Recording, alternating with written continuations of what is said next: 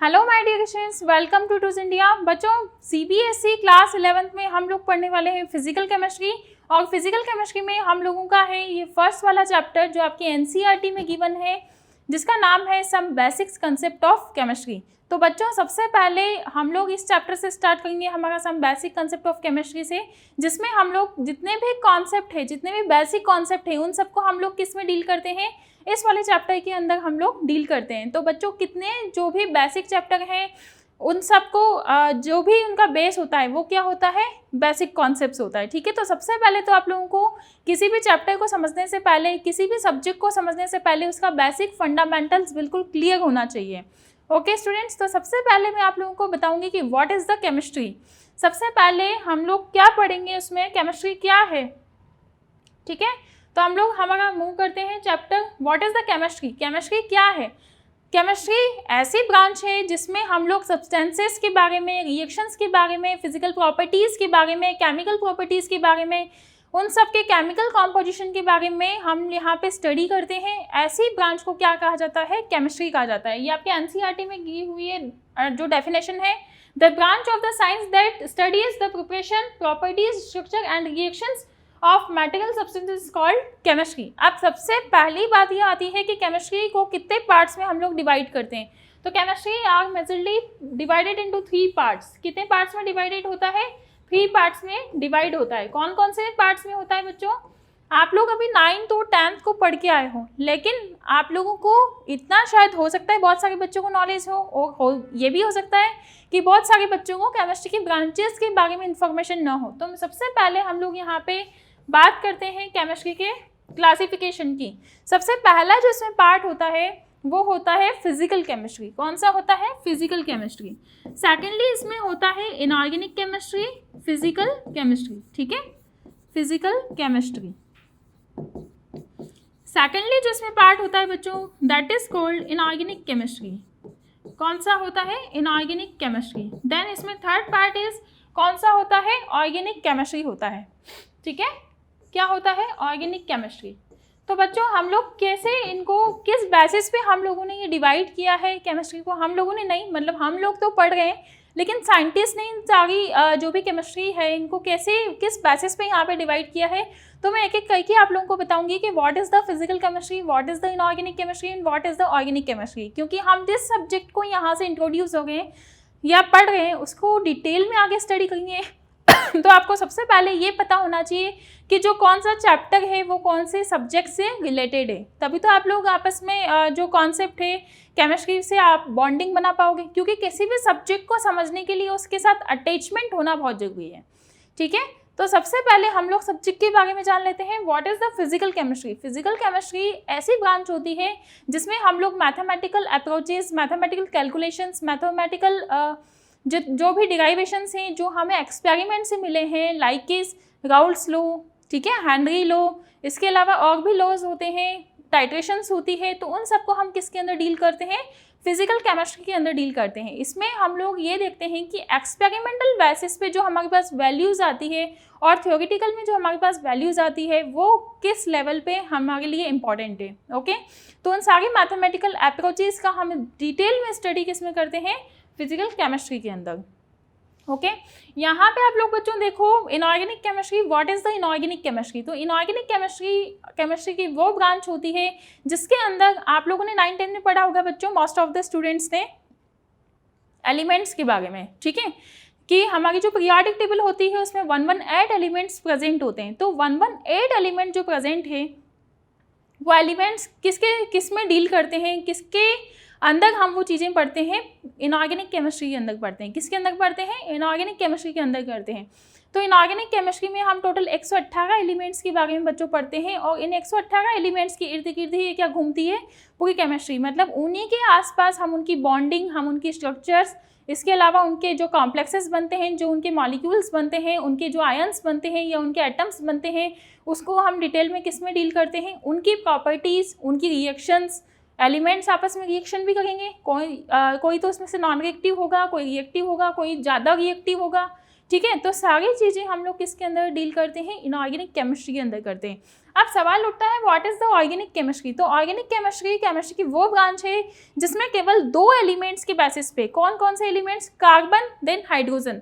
आप लोगों ने क्लास 10th में चैप्टर 4 पढ़ा होगा, सॉरी केमिस्ट्री के अंदर एक चैप्टर पढ़ा होगा कार्बन एंड इट्स कंपाउंड, जिसके अंदर आप लोगों ने स्टडी की होगी कि कार्बन के कितने तरह के कंपाउंड्स बन सकते हैं, उनके कितने स्ट्रक्चर्स बन सकते हैं। तो इस 2 एलिमेंट्स के बेसिस पे, कार्बन और हाइड्रोजन के बेसिस पे, ये पूरी ऑर्गेनिक केमिस्ट्री की जो ब्रांच है वो अलग हो जाती है। तो ऐसी क्या खासियत है ऑर्गेनिक केमिस्ट्री के बारे में, वो हम लोग पढ़ते हैं आपके एनसीईआरटी चैप्टर के अकॉर्डिंग यूनिट 12 में, some basic principles and organic chemistry. उसमें हम लोग ये सारी जितनी भी डिटेल्स हैं ऑर्गेनिक के बारे में वो हम यहाँ पे पढ़ते हैं। जरूरी नहीं है वहाँ पे कार्बन हाइड्रोजन का बॉन्ड होना तो मस्ट है, लेकिन ये जरूरी नहीं है कि उसके साथ अदर एलिमेंट्स बॉन्ड बनाते हैं, हो सकता है नहीं भी बनाते हैं, जैसे CH3Cl, ठीक है। तो वहाँ पे दूसरे एलिमेंट्स ऑप्शनल प्रेजेंट हो भी सकते हैं और नहीं भी हो सकते हैं। तो इन 2 एलिमेंट्स के बेसिस पे ये पूरा एंटायर जो ब्रांच है वो क्या हो जाता है, अलग हो जाता है। उसी के बारे में हम लोग वहाँ पे प्रॉपर्टीज़, उनकी रिएक्शंस, उनकी केमिकल रिएक्शंस, उनकी फिजिकल प्रॉपर्टीज़, उनका physical composition, chemical composition, structures, वो सब हम किसके बेसिस पे देखते हैं, केवल कार्बन हाइड्रोजन और उसके साथ जो भी एसोसिएटेड कोई ग्रुप होगा, इलेक्ट्रोनेगेटिव एटम में कोई ग्रुप होगा, उसके बेसिस पे हम लोग इन चैप्टर्स की स्टडी करते हैं। ओके स्टूडेंट्स, तो क्लास 11th में आप लोगों के फिजिकल केमिस्ट्री के अंदर जो चैप्टर आते हैं उनके मैं आप लोगों को नाम बता देती हूँ। सबसे पहले फिजिकल केमिस्ट्री के अंदर सबसे पहला चैप्टर आप लोगों का some basic concept of chemistry, जिसमें हम लोग बेसिक कंसेप्ट से जो डील करेंगे। साथ में आप लोगों का एक सबसे important chapter that is the mole concept, जो आप लोगों का सबसे बेसिक चैप्टर है, लेकिन एंटायर फिजिकल केमिस्ट्री के अंदर आप लोगों को ये काम आता है, जिसका नाम है बच्चों, उसके अंदर हम जितनी भी कंसंट्रेशन टर्म्स हैं, उसके अंदर जितनी भी हम लोग बेसिक सी डेफिनेशंस हैं, उसके अंदर जितनी भी हम लोग जो एग्जांपल्स हैं, ठीक है, वो किसके अंदर काम आता है, इक्विलिब्रियम वाले चैप्टर में भी आप लोगों का काम आएगा, थर्मोडायनेमिक्स में भी आएगा, गैसियस स्टेट्स में भी आएगा, केमिकल काइनेटिक्स में भी आप लोगों का काम आता है। मतलब 12th तक वो वाली सारी चीज़ें आप लोगों के यहाँ पे काम आती है, ठीक है। तो first chapter of class 11th is some basic concept of chemistry, और इसके अंदर हम एक इंपॉर्टेंट चैप्टर पढ़ते हैं that is the mole concept. क्या है, मोल कंसेप्ट। देन सेकेंडली यहाँ पे जो चैप्टर आता है आप लोगों का आता है एटॉमिक स्ट्रक्चर, जिसमें हम लोग बात करते हैं किसकी, स्ट्रक्चर के, एटम के स्ट्रक्चर्स की हम लोग यहाँ पे बात करते हैं। एटम्स क्या होता है, किस तरह से यहाँ पे न्यूक्लियस की डिस्कवरी हुई, किस तरह से एटम की डिस्कवरी हुई, किस तरह से प्रोटॉन इलेक्ट्रॉन्स की डिस्कवरी हुई, तो हम वो सारी बातें करते हैं किसके अंदर, एटॉमिक स्ट्रक्चर के अंदर। तो यहाँ पे जो आपका सेकेंड चैप्टर आता है that is the atomic structures, ठीक है। देन आपका जो थर्ड चैप्टर है इसमें दैट इज कॉल्ड, मतलब फिजिकल केमिस्ट्री के जो यहाँ पे चैप्टर है, क्योंकि आपको मिक्सिंग में सारी चीज़ें देखी, फिजिकल देन इनऑर्गेनिक, फिर फिजिकल, फिर इनऑर्गेनिक, फिर फिजिकल, फिर ऑर्गेनिक, इस तरह से आप लोगों को मिक्सिंग में चैप्टर दिए हुए हैं। लेकिन फिजिकल केमिस्ट्री के अंदर कौन कौन से चैप्टर आते हैं वो मैं आप लोगों को इंडिविजुअली यहाँ पे बता रही हूँ। ओके, तो यहाँ पे यदि हम फिजिकल केमिस्ट्री की बात करें तो हमने बात करी 2 चैप्टर्स की। एक और यहाँ पे चैप्टर आता है स्टेट्स ऑफ मैटर। कौन सा चैप्टर आता है, states of matter, states of matter, ठीक है। और स्टेट्स ऑफ मैटर में हम लोग किसकी बात करते हैं, स्टेट्स ऑफ मैटर में गैसियस स्टेट की यहाँ पे बात करते हैं। बाकी की 2 स्टेट की बात हम क्लास 12th में करते हैं, जो आप लोगों की एनसीईआरटी का फर्स्ट चैप्टर है solid state and liquid solution. ये आपके 12th की केमिस्ट्री जो एनसीईआरटी केमिस्ट्री है उसका आपका फर्स्ट और सेकंड चैप्टर है। लेकिन क्लास 11th में हम केवल किससे डील करते हैं, स्टेट्स ऑफ मैटर, और इसमें हम जनरली किसकी बात करते हैं, गैसियस की बात करते हैं। तो गैसियस स्टेट भी कई बार इसको बोला जाता है। देन फोर्थ चैप्टर आप लोगों का यहाँ पे आता है इक्विलिब्रियम, ठीक है। अब यहाँ पे आप लोगों का 2 तरह से इक्विलिब्रियम दिया हुआ होता है, कौन कौन सा, एक तो केमिकल इक्विलिब्रियम और एक होता है आयनिक इक्विलिब्रियम। कौन सा होता है, एक तो केमिकल और एक आयनिक इक्विलिब्रियम, जिसमें हम लोग बात करते हैं रिएक्शंस की, कि यदि क्लोज वेसल में या ओपन वेसल में रिएक्शन होती है तो कब ये इक्विलिब्रियम पोजीशन पे जाती है, कब ये रिएक्शन प्रोडक्ट में कन्वर्ट होना बंद हो जाती है और प्रोडक्ट से रिएक्टेंट में कन्वर्ट होना ये बंद हो जाती है, ठीक है। तो ये रिएक्शन जाती है किसमें, इक्विलिब्रियम में। इसमें हम 2 तरह के इक्विलिब्रियम पढ़ेंगे, एक आयंस के थ्रू इक्विलिब्रियम और एक होता है केमिकल रिएक्शंस के थ्रू इक्विलिब्रियम, ठीक है। तो 2 तरह के इक्विलिब्रियम हम लोग यहाँ पे पढ़ते हैं, केमिकल इक्विलिब्रियम और आयनिक इक्विलिब्रियम, ठीक है। नेक्स्ट हम लोग यहाँ पे देखते हैं जो आप लोगों का 5th चैप्टर है that is the called thermodynamics and thermochemistry. कौन सा चैप्टर है, थर्मोडायनेमिक्स को बेटा हम शॉर्ट में TD लिख देते हैं, thermodynamics that is called thermodynamics is called also TD, and TC का मतलब होता है थर्मोकेमिस्ट्री। क्या होता है? थर्मोकेमिस्ट्री। तो जितनी भी सराउंडिंग सिस्टम से रिलेटेड जो टर्म्स होती हैं एनर्जी के फॉर्म में, एंट्रोपी के फॉर्म में, एंथैल्पी के फॉर्म में, internal energy, external energy, system की, सराउंडिंग की जो भी चीज़ें हैं हम किसके अंदर पढ़ते हैं? थर्मोडायनेमिक्स के अंदर पढ़ते हैं। ठीक है, किसके अंदर पढ़ते हैं? थर्मोडायनेमिक्स या थर्मोकेमिस्ट्री के अंदर हम लोग जो हीट ऑफ हाइड्रोजनेशन है, हीट ऑफ कंबशन है, हीट के बारे में हम लोग यहाँ पे डिस्कस करते हैं। उसके बाद आप लोग का एक और चैप्टर यहाँ पे आता है 6 नंबर का चैप्टर, मैं यहाँ पे आगे लिख देती हूँ, that is called redox reactions. कौन से रिएक्शंस हैं? Redox reactions. और ये रिडॉक्स रिएक्शंस क्या होती हैं, इनके बारे में हम लोग पढ़ेंगे कि इनको कैसे बैलेंस किया जाता है, क्या होते हैं ऑक्सीडाइजिंग एजेंट्स, रिड्यूसिंग एजेंट्स, इसके अलावा जो भी डायटोमेट्रिक रिएक्शंस होती है या फिर यहाँ पे आयोडोमेट्रिक रिएक्शंस होती है, आयोडीमेट्रिक रिएक्शंस होती है। ठीक है, उन सब के बारे में हम लोग बात करते हैं रिडॉक्स रिएक्शंस के अंदर।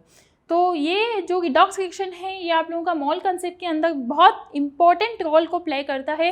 तो बच्चों आप लोगों के लिए ये 6 चैप्टर आपकी फिजिकल केमिस्ट्री के अंदर एसोसिएटेड होते हैं। ये सब हम लोगों को पढ़ने हैं क्योंकि 9-10 तक आपको बिल्कुल बेसिक साइंस की फॉर्म में ये पढ़ाया जाता है, लेकिन बेसिक साइंस की फॉर्म में पढ़ाया जाता है, लेकिन आप लोग जैसे ही 11th में मूव करते हो आप लोगों को साइंस का बहुत अलग अलग मतलब डिटेल में सब कुछ पढ़ने के लिए मिलता है। ठीक है, और आगे जैसे आप 11th में हो भी, फिर 12th में जाओगे तो आप लोगों को लिए एक स्पेशल चैलेंजिंग रहता है एक सिस्टम कि आप लोगों को आगे जेईई और नीट क्रैक करना होता है। बहुत सारे बच्चों को जेईई और नीट क्रैक करना होता है, बहुत सारे बच्चों को कुछ और भी करना होता है। ठीक है, तो यदि आप लोगों को जेईई और नीट क्रैक करना है तो NCERT is very important thing for you, क्योंकि जेईई और नीट वाले जो बच्चे होते हैं उनकी यही प्रॉब्लम होती है कि उनका 11th का बेस बहुत कमज़ोर होता है और मोस्ट ऑफ द चैप्टर्स कहाँ से उठ के आते हैं? क्लास 11 से।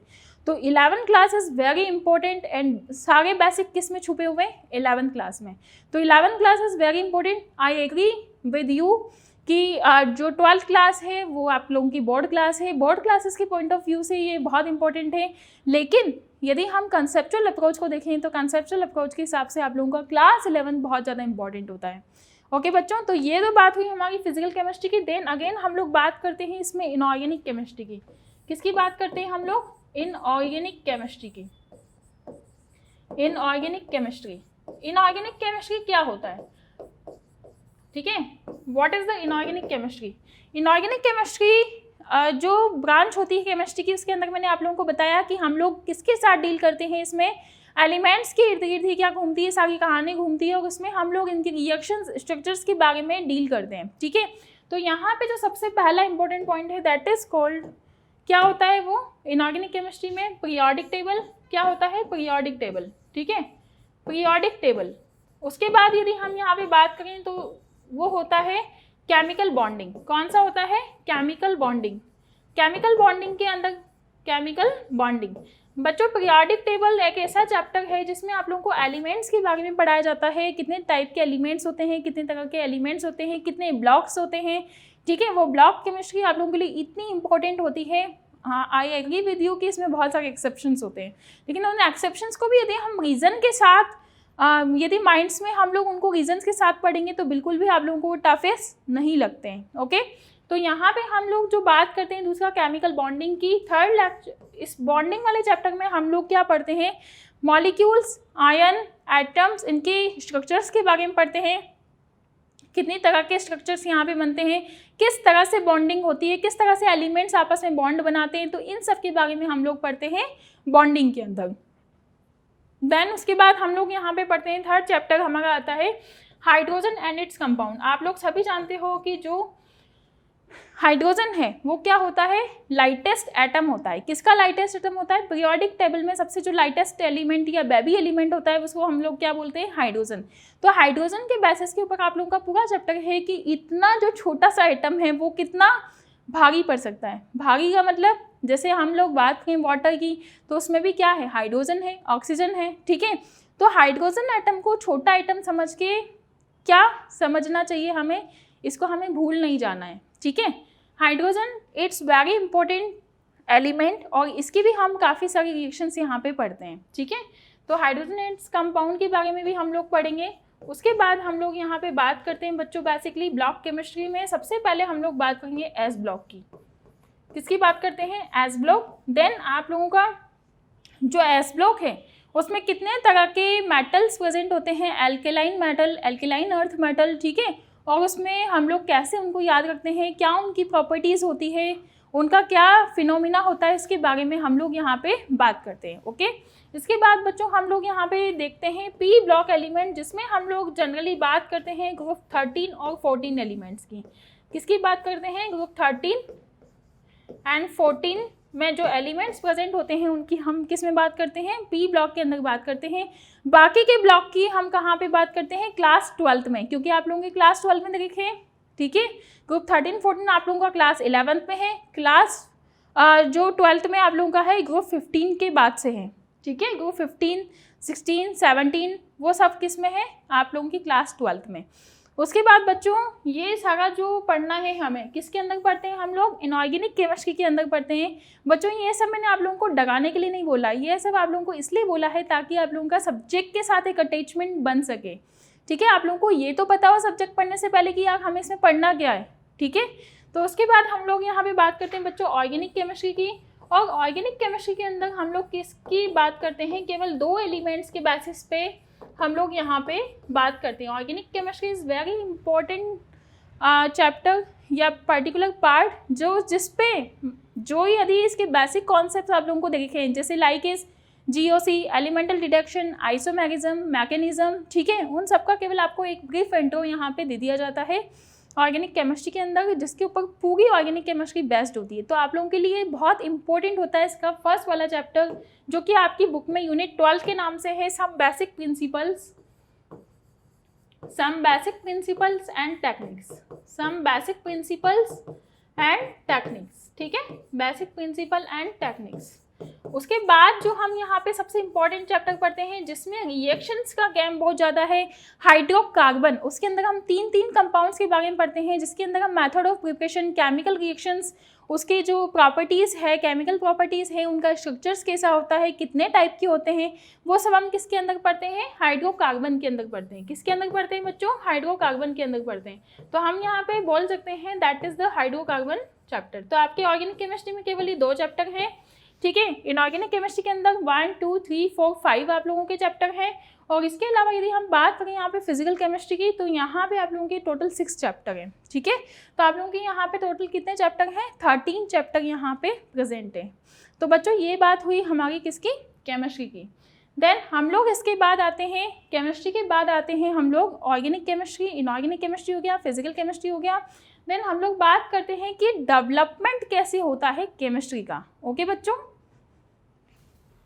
तो यहाँ पे डेवलपमेंट ऑफ केमिस्ट्री के बारे में पढ़ेंगे कि जो एंशिएंट इंडिया थी, क्या उसमें भी केमिस्ट्री का रोल था? क्या वो भी आप केमिस्ट्री में अभी जितना डेवलपमेंट हो चुका है, क्या उतना डेवलपमेंट जब भी हो सकता था या हो गया था? तो इतना तो बच्चों पॉसिबल नहीं था, लेकिन एंशिएंट इंडिया में किस तरह की केमिस्ट्री, किस तरह के एलिमेंट्स यहाँ पे प्रेजेंट थे, वो आप लोगों को NCERT में बच्चों दिया हुआ है। देखते हैं हम क्या दिया हुआ इसमें। इन ancient India chemistry was called रसायन शास्त्र। क्या कहा जाता था इसको? हिंदी में रसायन शास्त्र कहा जाता था।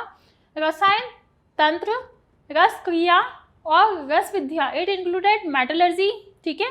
मेटलर्जी आप लोगों के क्लास 12 का चैप्टर है, जिसमें हम लोग आइसोलेशन प्रोसेस के बारे में पढ़ते हैं मेटल्स के, ठीक है, ब्लीचिंग प्रोसेस के बारे में पढ़ते हैं, एक्सट्रैक्शन के बारे में पढ़ते हैं, इन सब के बारे में हम लोग पढ़ते हैं मेटलर्जी के अंदर। Medicines, manufactures of cosmetics, glass, dyes etcetera, systematic excavations of Mohenjo-daro in Sindh and Harappa in Punjab prove that the story of development of chemistry in India is very old। मतलब metallurgy, medicines और इसमें cosmetic industries जो है, medicine industry जो है, उसमें भी chemistry का एंशिएंट इंडिया में भी बहुत इंपॉर्टेंट रोल था। ओके बच्चों, तो यहाँ पे आप लोगों को देखो और क्या देखा इसमें, एक archaeological finding shows that back bricks were used in the constructions work. It shows the mass production of pottery, which can be regarded as the earliest chemical process in which materials are mixed, molded and subjected to heat by the using fire to achieve desirable qualities। इसका मतलब ये हुआ बच्चों कि जैसे जो खुदाई की नॉलेज, ठीक है, आर्कियोलॉजिस्ट क्या कहते हैं? आर्कियोलॉजिस्ट का मतलब होता है ऐसे लोग जो मतलब पुराने जो शहर होते हैं, पुरानी जो सिटीज़ होती है, जो बहुत बरसों पहले भूकंप के आने से ज़मीन में दब गई, ठीक है, अर्थ के अंदर वो क्या हो जाती है, दब जाती है। तो ऐसे जो मोहनजोदड़ो और ये सब होती है बच्चों, ठीक है, आप लोगों ने सोशल स्टडीज़ के अंदर पढ़ा होगा, तो उसमें भी क्या पाया गया, बैक्ड ब्रिक्स यहाँ पे पाई गई। इसका मतलब हम लोगों के मतलब ये होता है कि पहले भी मकान तो होते ही होंगे, ठीक है, तो उनमें भी ईंटों की ज़रूरत तो पड़ती होगी, ब्रिक्स की ज़रूरत पड़ती होगी, तो उन सब के ज़माने में भी मटेरियल वहाँ पे अवेलेबल था जिससे वो लोग ब्रिक्स वगैरह सब बनाते थे, ठीक है। उतना पुराना ज़माना था, इतने एंशियंट जो इंडिया था उसके अंदर भी केमिस्ट्री का रोल बहुत इंपॉर्टेंट था, और बहुत ज़्यादा यहाँ पे केमिस्ट्री क्या था, प्रेजेंट था। उस समय भी इतना डेवलप्ड था मतलब केमिस्ट्री, ठीक है। उसके बाद क्या कहते हैं, remains of glass pottery have been founded in Mohenjodaro. यहाँ पे ग्लास पॉटरी फाइंड आउट हुई मोहनजोदारो में, इसका मतलब वहाँ पे केमिस्ट्री बहुत ज़्यादा लेवल पर डेवलप था। और हम लोग आगे बढ़ते हैं, gypsum cement has been used in the constructions work. Gypsum cement का भी वहाँ पे जो कंस्ट्रक्शंस वर्क है, जो वहाँ पे बिल्डिंग्स बनी हुई है, ब्लॉक्स बने हुए, उन सब में इनका भी वहाँ पे मतलब यूज़ हुआ है। तो आप समझ सकते हो बच्चों की कितना इंपॉर्टेंट रोल था एंशिएंट हिस्ट्री में भी केमिस्ट्री का। जैसे जो पुराने सभ्यताएं होती है या जो पुराने एंशिएंट हिस्ट्री होती है, उस समय भी केमिस्ट्री इतना डेवलप था, जिसको हाँ ये जरूर हो सकता है कि कुछ वो अलग टेक्निक को यूज़ करके बनाते हो। आज हम लोग बिल्कुल अलग टेक्निक्स को यूज़ करके बनाते हैं, क्योंकि उस सबकी कॉस्टिंग वगैरह भी हम लोगों को देखनी होती है, ठीक है, कॉस्टिंग देखनी होती है, उसका प्रोडक्शन किस तरह से होता है, उसका प्रोडक्शन कितनी क्वांटिटी में होता है, कि क्या उसकी क्वालिटी होती है, ये सब भी चीज़ें मैटर करती है, ठीक है। तो डेवलपमेंट तो हुआ है, लेकिन डेवलपमेंट किस में हुआ है, कॉस्टिंग कम आए, प्रोडक्शन ज़्यादा हो, ठीक है, मैन्युफैक्चरिंग ज़्यादा से ज़्यादा हो, तो उस चीज़ में यहाँ पे डेवलपमेंट हुआ है। इसके आगे हम लोग देखते हैं, it contains lime sand and traces of CaCO3। Calcium carbonate का बनाता है, Harappans made faience a sort of glass which was used in ornaments, ठीक है। यहाँ पे कुछ ऐसे जो पार्टिकल्स हैं, जैसे ग्लासेस हो गया, इन सबको काय में यूज़ किया जाता था, ऑर्नामेंट्स मतलब जैसे ज्वेलरी वगैरह में भी यूज़ किया जाता था, ठीक है। इसके अलावा the melted and forged variety of subjects from metals such as lead, silver, gold and copper. जैसे हम लोग आज जानते हैं कि यह गोल्ड, सिल्वर वगैरह के जो ज्वेलरी है, जो ऑर्नामेंट्स हैं, वो आज के ज़माने में ही यहाँ पे मिलते हैं, लेकिन पहले वाले के ज़माने में तो लोग कुछ पहनते होंगे, ऑर्नामेंट्स तो पहनते होंगे, ज्वेलरी भी पहनते होंगे, ठीक है। आप लोगों ने काफ़ी सारी तस्वीरें देखी होंगी एंशिएंट हिस्ट्री में, तो उन सब के पास वो ऑर्नामेंट्स कहाँ से आते थे। इसका मतलब केमिस्ट्री तो पहले भी बहुत टाइम से डेवलप था, लेकिन वही बात होती है कि पहले इतनी टेक्निक्स नहीं थी। हो सकता है कि उनके पास कुछ ऐसी अलग से टेक्निक्स हो जिसके बेसिस पे वो सब ये चीज़ें बनाते हों, ठीक है। They improve the hardness of copper for making artefacts by using tin and arsenic. अब देखो, मैं वही बात कह रही हूँ बच्चों की, जैसे हार्डनेस ऑफ मेटल्स होती है तो उसके लिए वो टीन और आर्सेनिक यूज़ करते थे, ठीक है। आज के ज़माने में कुछ और भी वो लोग यूज़ करते हैं, कॉटिंग मटेरियल यूज़ करते हैं, 24 जो कैरेट होता है उसको यूज़ करते हैं, ठीक है। तो इस तरह की चीज़ें भी वो लोग क्या करते थे, यूज़ करते थे कि मेटल में या ऑर्नामेंट्स में अच्छी क्वालिटी वो लोग दे सकें। तो टेक्निक्स तो उस समय भी यूज़ करते थे, लेकिन हाँ इतनी मॉडर्न टेक्नोलॉजी नहीं थी, लेकिन टेक्नोलॉजीज तो थी, मतलब केमिस्ट्री तो बहुत पहले से है। उसके बाद a number of glass objects were found in Maski in south India and Hastinapur and Taxila, ठीक है। In north India 1000 to 200 before Christ, ठीक है, मतलब इतना पुराना था जब वो ज़माना। Glass and glasses were coloured by addition of the colouring agents like metal oxides. क्या होता है, मेटल ऑक्साइड्स, ठीक है। तो यहाँ पे इन सब का क्या किया जाता था, इनको यूज़ किया जाता था। हस्तिनापुर तो आप लोग जानते हो जहाँ महाभारत हुआ था, ठीक है, तो मतलब हरियाणा के आसपास है ये, ठीक है, तो आप लोग जानते ही हो सब। इसके अलावा जो केमिस्ट्री था हम लोगों का, वो पहले भी काफ़ी डेवलप था, क्योंकि आप लोगों ने जैसे टीवी सीरियल्स भी देखे हैं हम लोगों ने, ठीक है। उसके अलावा हमने कुछ ओल्ड पेंटिंग्स भी देखी है। बहुत सारे लोग जैसे महल पैलेसेस वगैरह में जाते हैं, तो उसमें भी पेंटिंग्स हम लोगों ने देखी जिसमें ऑर्नामेंट्स वगैरह वो लोग पहने हुए होते थे, वेल ड्रेस्ड हम लोगों ने उन्हें देखा है। तो वो कहीं ना कहीं से तो अपना जुगाड़ करते होंगे। तो जुगाड़ नहीं था बच्चों, जब भी हमारा केमिस्ट्री काफ़ी डेवलप था एंशिएंट इंडिया में भी, लेकिन हम उनके पास जब इतनी टेक्निक्स हो सकता है नहीं थी, तो उस ज़माने में किस तरह से वो टेक्नोलॉजीज़ को यूज़ करते थे।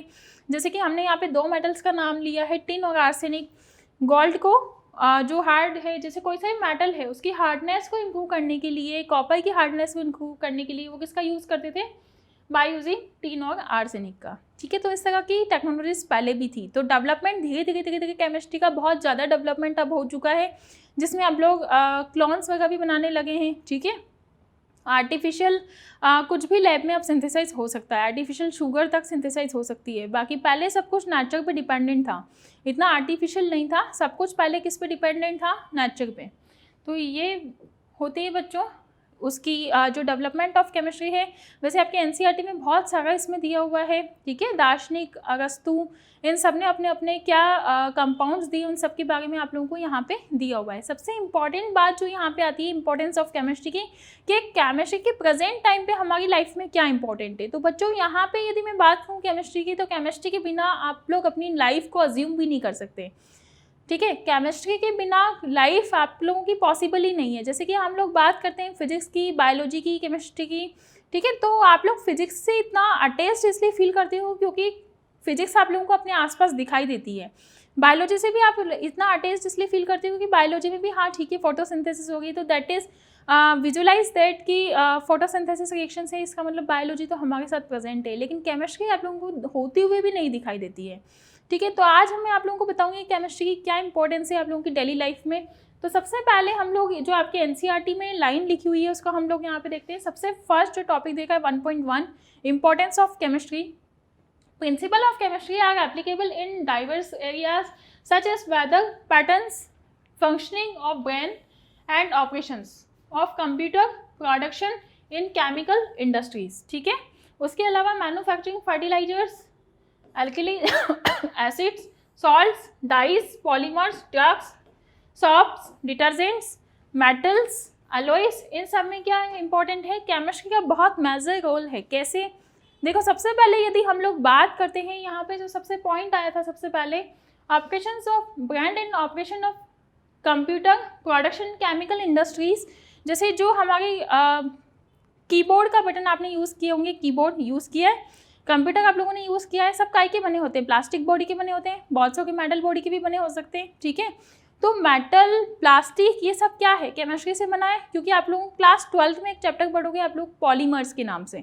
ठीक है, तो पॉलीमर्स में आप लोग क्या देखती हो, पॉलीमर्स में जितनी भी जो रिएक्शंस होती है, केमिकल रिएक्शंस होती है, जैसे कि आप लोगों ने देखा होगा पॉलीथीन होता है, बैकेलाइट होता है, ये सब काय के बने होते हैं, ये सब केमिकल रिएक्शन से बने होते हैं। तो दैट इज़ द केमिस्ट्री। तो जितने भी हम लोग अपने आसपास सामान देखते हैं, चेयर्स, चॉक्स, ठीक है, बटन, लाइट के बटन, है ना, इसके अलावा डोर्स जो होती है, क्लॉथ्स होते हैं हमारी, ये सब क्या होते हैं, केमिस्ट्री से बने होते हैं, मतलब केमिकल रिएक्शन से बने होते हैं। तो that is the major important role in our life कि हम लोग इन सब के बिना अपनी लाइफ भी अज्यूम नहीं कर सकते। जैसे कि मैं बात करूँ यहाँ पे बॉटल की, दैट इज़ द बॉटल। ठीक है, किसकी बनी हुई, प्लास्टिक की, तो ये क्या है, केमिस्ट्री है। ठीक है, इसके अंदर जो वाटर भरा है, वाटर हम लोग को ऐसे लिक्विड की फॉर्म में दिख रहा है। हम लोग इसके केमिकल कॉम्पोजिशन की बात नहीं करेंगे, लेकिन इसकी फिजिकल प्रॉपर्टीज़ क्या है, लिक्विड है, लेकिन इसका केमिकल कॉम्पोजिशन H2 है, तो हमें H2 थोड़ी नहीं दिखेगा, वाटर ही दिखेगा, जो इसका फिजिकल है वही दिखेगा। ठीक है, तो केमिस्ट्री हर जगह प्रेजेंट है। जैसे कि हम बात करें कॉस्मेटिक इंडस्ट्री की, जो आप यूज़ करते हो, शैम्पूज, कंडीशनर, डिओड्रेंट, ठीक है, और इसके अलावा सैंड्स आप लोग यूज़ करते हो, तो that is the again chemistry.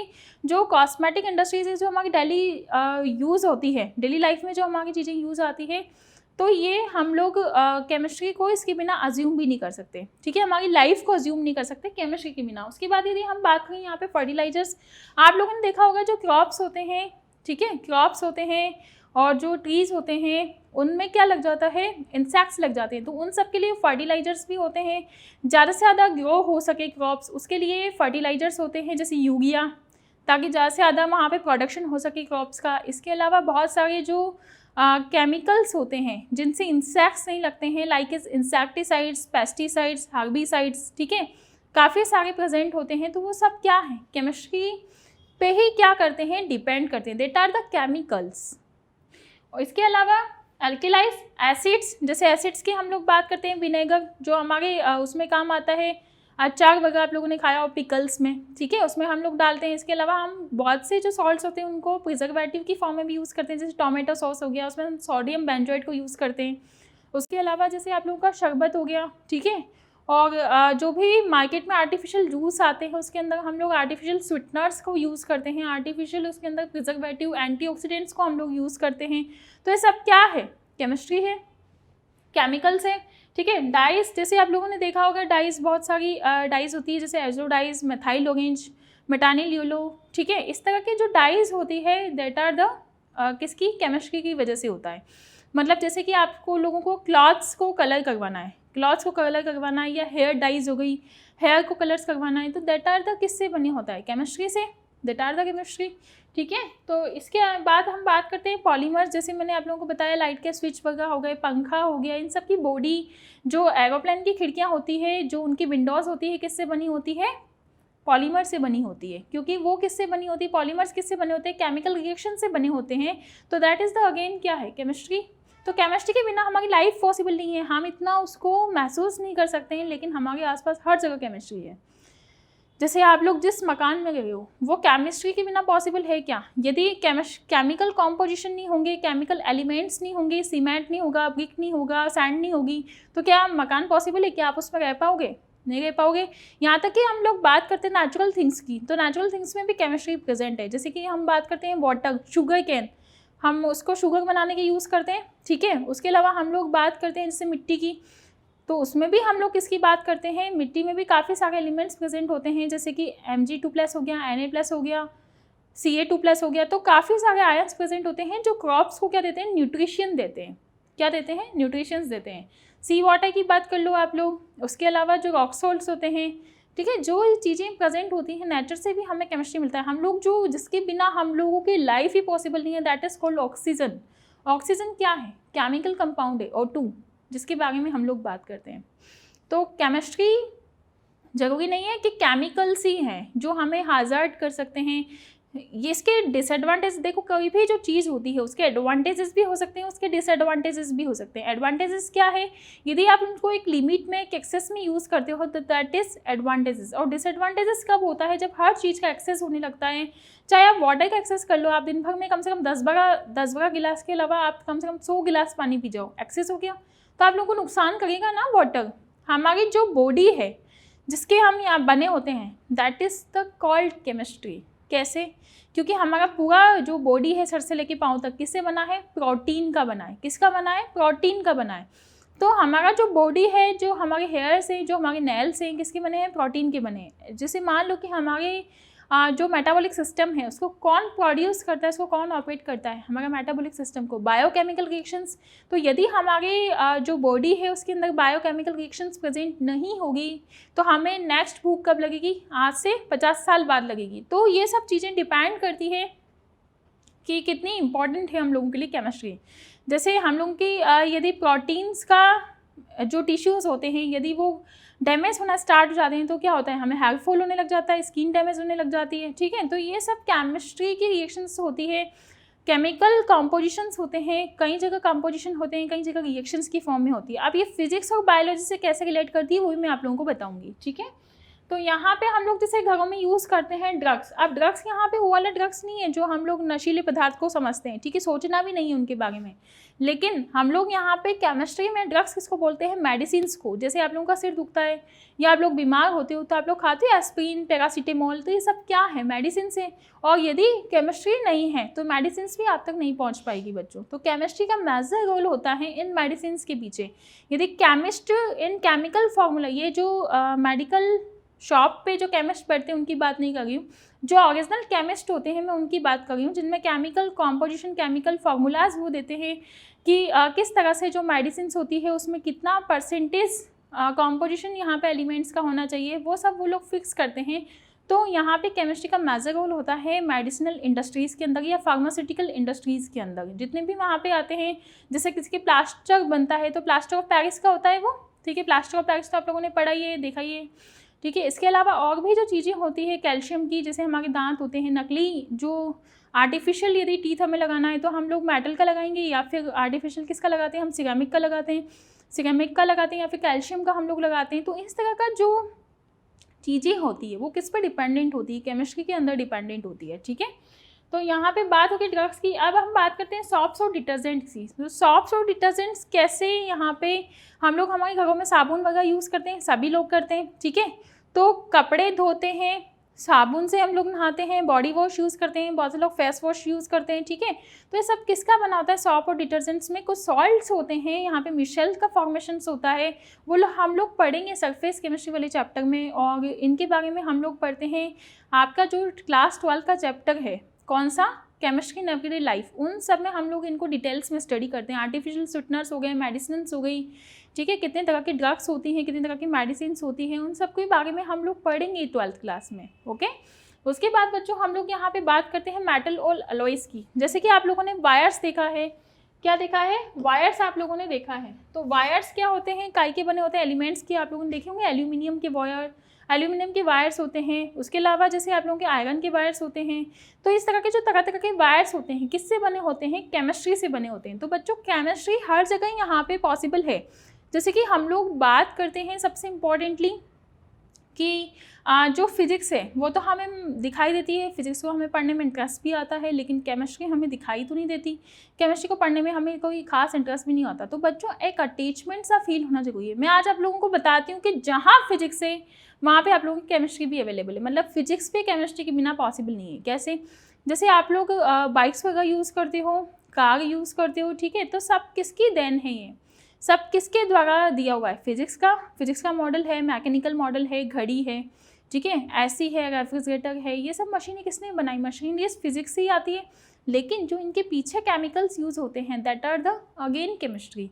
कैसे? जो हम बाइक्स यूज़ करते हैं, व्हीकल्स यूज़ करते हैं, उसके अंदर हम लोग जो केमिकल यूज़ करते हैं that is the petrol, diesel, CNG gases, compressed natural gases, that are the chemical properties या केमिकल कॉम्पोजिशन, केमिकल कंपाउंड्स, ठीक है। तो that is the again chemistry. मतलब यदि बाइक वगैरह नहीं हुई तो मतलब जैसे पेट्रोल नहीं हुआ, डीजल नहीं हुआ, या आप लोगों के जैसे पेट्रोकेमिकल इंडस्ट्रीज़ नहीं हुई, ठीक है, तो आप लोगों की बाइक भी पॉसिबल नहीं है। अब आप लोग बोलोगे कि मैम बैटरीज वाली बाइक भी तो आ गई आजकल, तो बैटरी में भी सेल रिएक्शंस का, बैटरी में जो रिएक्शंस होती है उनका होना बहुत ज़रूरी है। आप लोग पढ़ोगे क्लास 12 में इलेक्ट्रोकेमिस्ट्री चैप्टर के अंदर, जिसमें हम बैटरीज़ के बारे में भी पढ़ते हैं, ठीक है। तो बैटरीज़ के अंदर भी रिएक्शंस होती है, तभी ये चीज़ें पॉसिबल हो पाती है। तो जहाँ जहाँ फिजिक्स है वहाँ क्या है? केमिस्ट्री है। जैसे रेफ्रिजरेटर की हम लोग बात करें, एयर कंडीशनर की हम लोग बात करें, हमें मज़ा आता है यार फिजिक्स ने कितना अच्छा हमें दिया है, लेकिन उसके अंदर जो केमिकल्स यूज़ होते हैं, फ्रियोन गैस की जो यूज़ होती है, that are the again chemistry. घड़ी, वॉच जिसकी हम लोग बात करते हैं, वॉच क्या है? वॉच हमें लगता है यार अच्छा दिया फिजिक्स ने, टाइम हमें देखने के लिए मिलता है, लेकिन जो उसके पीछे सेल लगता है दैट इज़ अगेन केमिस्ट्री। क्योंकि जब तक सेल रिएक्शन पॉसिबल नहीं है तब तक आप लोगों का घड़ी का चलना भी पॉसिबल नहीं है, ओके। उसके बाद आप लोग बात करोगे मैम धूप घड़ी भी तो होती है। तो बेटा धूप घड़ी भी फोटोसिंथेसिस से ही चलता है। लाइट आ रहा है ना, तो लाइट का सोर्स भी क्या है? एनर्जी है, ठीक है। उसके अलावा यदि हम लोग बात करें ट्यूबलाइट्स की, बल्ब्स की, तो बच्चों जब तक करंट सप्लाई की, ये सब फिजिक्स से आप लोग बोलते हो, लेकिन जब एलिमेंट्स नहीं होंगे, वायर्स इनके नहीं बनेंगे, तब तक करंट भी फ्लो नहीं हो सकता, ठीक है। ट्यूबलाइट के अंदर भी गैसेस भरी होती है। यदि हम बल्ब के अंदर देखें तो उसमें भी टंगस्टन का वायर होता है। तो दैट इज़ अगेन केमिस्ट्री। मतलब केमिस्ट्री हर जगह है। और इसके अलावा यदि मैं बात करूँ बायोलॉजी की, तो आप लोगों ने देखा होगा फोटोसिंथेसिस रिएक्शन होती है, लेकिन फोटोसिंथेसिस किसकी रिएक्शन होती है? केमिकल, फोटोकेमिकल रिएक्शंस होती है सनलाइट की प्रेजेंस में। तो that is the again chemistry. Biochemical reactions, उसमें भी क्या है? केमिस्ट्री है, ग्लूकोज का फॉर्मेशन होता है, देन फिर उसके बाद अल्कोहल का फॉर्मेशन होता है। तो ये सब केमिस्ट्री की ही बच्चों यहाँ पे इम्पॉर्टेंस है कि जहाँ फिजिक्स है, जहाँ बायोलॉजी है, वहाँ आपकी केमिस्ट्री पहले है, उसके बाद ये सब है, ठीक है। तो यहाँ पे जो भी आप लोगों की जैसे मैं बात करूँ फिजिक्स में और भी चीज़ों की, तो सब में यहाँ पे केमिस्ट्री प्रेजेंट है। तो इतना इम्पोर्टेंस होता है केमिस्ट्री का हमारी लाइफ से रिलेटेड, हमारी लाइफ के अंदर इतना इम्पोर्टेंट होता है, ठीक है। ग्लासेस की यदि हम बात करें, कंप्यूटर पे जो ग्लासेस लगे होते हैं वो सब क्या है? केमिस्ट्री में आप लोगों ने देखा होगा LCD है। और जो हमारे घर के अंदर खाना बनाते हैं हम लोग, सबने बनाया, कुकिंग फूड सबके अंदर है, घर के अंदर किचन है, उसके अंदर जो गैस यूज़ होती है that is the LPG, liquefied petroleum gas, LPG, बिल्कुल। क्योंकि LPG भी क्या है? केमिस्ट्री है। जब तक बच्चों केमिस्ट्री पॉसिबल नहीं है तब तक हमारी लाइफ को हम लोग अज्यूम नहीं कर सकते। यहाँ तक कि नेचर में भी केमिस्ट्री प्रेजेंट है। तो केमिस्ट्री बहुत इंपॉर्टेंट रोल प्ले करती है हमारी लाइफ को ऑपरेट करने में, हमारी लाइफ को चलाने में, हमारी लाइफ को आगे प्रोड्यूस करने में। ठीक है, तो बहुत नेचुरल सी बात है, बहुत हल्का सा सब्जेक्ट लगता है, लेकिन उसके साथ आप लोगों को फील आ रहा होगा कि यार दैट इज़ द केमिस्ट्री। जैसे मैं आप लोगों को एक बात बताऊं बच्चों कि अपन लोगों को यहाँ पे केमिस्ट्री दिखाई नहीं देता। बेसिकली जैसे हम लोग हमारी बॉडी की बात करें तो हमें हमारी बॉडी केवल एक फिजिकल कॉम्पोजिशन है, ठीक है, जैसे कि आप लोगों को दिखाई देगा, लेकिन इसके अंदर की जो आत्मा है क्या वो आपको दिखाई देगी? क्या हमारी सोल आपको दिखाई देती है? नहीं। तो सोल क्या है? हमारा केमिकल कॉम्पोजिशन है। इसी तरह से वाटर का केमिकल कॉम्पोजिशन क्या है? H2O। तो H2O आप लोगों को कभी दिखाई नहीं देता, ठीक है, H2O आप लोगों को कभी दिखाई नहीं देगा। तो केमिकल कॉम्पोजिशंस हमें दिखाई नहीं देते, मॉलिक्यूल्स होते हैं, जो एटम्स होते हैं, आयंस होते हैं, वो हमें दिखाई नहीं देते। उनकी केवल क्या दिखाई देती है? फिजिकल स्टेट, और उसी में क्या छुपा है? केमिस्ट्री छुपा है। ठीक है, तो chemistry is very important and related to our daily life. तो ये इंपॉर्टेंस होती है हमारी केमिस्ट्री की। लिख दोगे बच्चों इंपॉर्टेंस? ठीक है, क्योंकि चीज़ों को रटने से पहले हमें उसको समझ में आना चाहिए। एक तो अपना ये ब्रेन वॉश करो कि केमिस्ट्री एकदम रटने वाला चीज़ है। मैं आप लोगों को केमिस्ट्री को इतने फनीएस्ट वे में पढ़ाऊंगी कि बिल्कुल आपको केमिस्ट्री रटने की जरूरत ही नहीं पड़ेगी। ठीक है, इतने सारे मैं आप लोगों को अपने डेली लाइफ के एग्जाम्पल दूंगी जिसमें आप लोगों को केमिस्ट्री लगेगा कि wow, chemistry is what is an amazing subject. मतलब chemistry is an beautiful and interesting subject. How is it possible? कैसे? तो वेट एंड वॉच। ओके, तो यहाँ पे हम लोग आगे बात करते हैं बच्चों। Some of these drugs are cisplatin and taxol. अब आप लोगों की आज जो केमिस्ट्री है उसके अंदर आप लोगों को जो एनसीईआरटी की बुक है उसके अंदर आप लोगों को ये दो ड्रग्स के यहाँ पे नाम दिए हुए हैं, cisplatin and taxol, that are the anti cancer drugs. ये आप लोगों को ध्यान रखनी है बातें, ठीक है। एंटी कैंसर ड्रग्स हैं ये, मतलब जैसे यदि जो कैंसर का जो क्योर होता है, ठीक है, प्रिकॉशन, कैंसर का जो इलाज होता है उसमें आप लोग इन दो ड्रग्स को दिया जाता है एंटी कैंसर। लेकिन अब इसमें भी धीरे धीरे डेवलपमेंट हो सकता है, होता जा रहा है। जैसे कि आप लोग बात करते हो कीमोथेरेपी की, ठीक है, तो कीमोथेरेपी में बहुत से लोगों को सेल्स हमारे जो हैं वो डैमेज हो जाते हैं या टिश्यूज़ डैमेज हो जाते हैं। तो इन सबको रोकने के लिए कुछ ऐसे डेवलपमेंट की जा रही है, केमिकल जो ड्रग्स हैं वो ऐसी डेवलपमेंट की जा रही है कि जो एंटी कैंसर ड्रग्स हैं उनसे साइड इफ़ेक्ट्स ना हो, ठीक है, क्योंकि ये दवाइयाँ ऐसी है जिनसे साइड इफ़ेक्ट्स हो जाते हैं। मेडिसिन कैसी है जिनसे साइड इफ़ेक्ट्स यहाँ पे पॉसिबल हैं, ऐसी ही ये दवाइयाँ हैं। तो बच्चों यहाँ पे एक एड्स होता है, ठीक है, एड्स के पेशेंट्स को कौन सी यूज़ किया जाता है? एजिटोथाइमिडिन। ये आप लोगों को एनसीईआरटी में गिवन है नेम्स, ठीक है, एजिटोथाइमिडिन, जिसको हम लोग शॉर्ट में बोलते हैं AZT। क्या बोलते हैं? AZT हम उन लोग इनको बोलते हैं। That are the anti viral drugs, क्योंकि HIV क्या है? वायरस है, तो उनको हम लोग क्या बोलते हैं? एंटी वायरल ड्रग्स बोलते हैं। वैसे आप लोग काफ़ी डिटेल में पढ़ोगे class 12 chemistry in everyday life के अंदर। और जैसे आप लोग JEE नीट की भी बच्चों प्रिपरेशन करते हो तो उसमें भी आप लोगों को आगे ये चीज़ें, आजकल का एक ट्रेंड बना हुआ है क्वेश्चन को पूछने का, तो आजकल इन्हीं चैप्टर से ज़्यादा क्वेश्चन आते हैं। सरफेस केमिस्ट्री हो गया आप लोगों को सबसे इंपॉर्टेंट चैप्टर, जैसे आप लोगों का केमिस्ट्री इन एवरीडे लाइफ हो गया, पॉलीमर हो गया, बायोमोलिक्यूल्स हो गया। तो थियोरेटिकल चैप्टर्स भी आप लोगों के लिए अब इंपॉर्टेंट हो गए हैं, ठीक है। और आप लोगों के बोर्ड एग्जाम्स के लिए तो बहुत इंपॉर्टेंट है सब, क्योंकि डेफिनेशंस तो आप लोगों के जो आप लोगों का एग्ज़ाम है, स्कूल एग्ज़ाम है, उसके लिए तो इम्पॉर्टेंट है। ओके, तो यहाँ पे हम लोग इन दो ड्रग्स के बारे में बात करते हैं।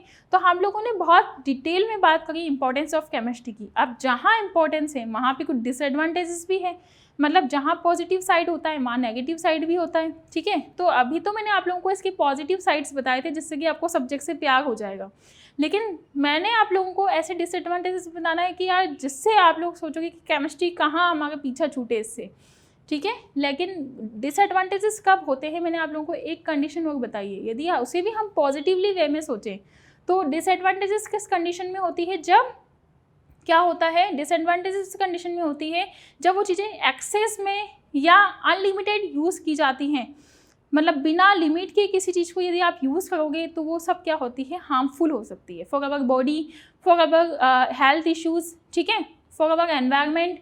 तो काफ़ी मतलब जो डैमेजफुल जो इफ़ेक्ट्स है या फिर हार्जार्डियस इफेक्ट है या फिर हार्मफुल इफेक्ट्स है वो डालता है हमारे एनवायरनमेंट पे, बॉडी पे, हेल्थ पे, एनिमल्स पे, ठीक है, उन सब पे भी ये क्या डालता है? इफेक्ट्स डालता है। तो यहाँ पे हम लोग बात करते हैं बच्चों कुछ डिसएडवांटेजेस की।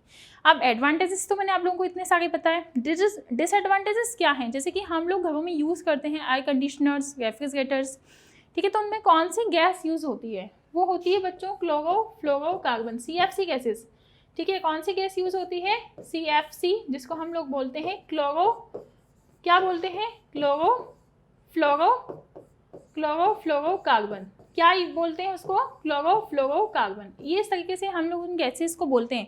तो यहाँ पे जो हमारे पास गैसेस होती है, फ्रीऑन 112 यूज़ होती है, ठीक है, फ्रीऑन 12 यूज़ होती है। तो वो सब क्या है, हमारी जो एनवायरनमेंट है उसमें एक लेयर होती है, ओजोन लेयर, जो हमें प्रोटेक्ट करती है किससे? अल्ट्रावायलेट से।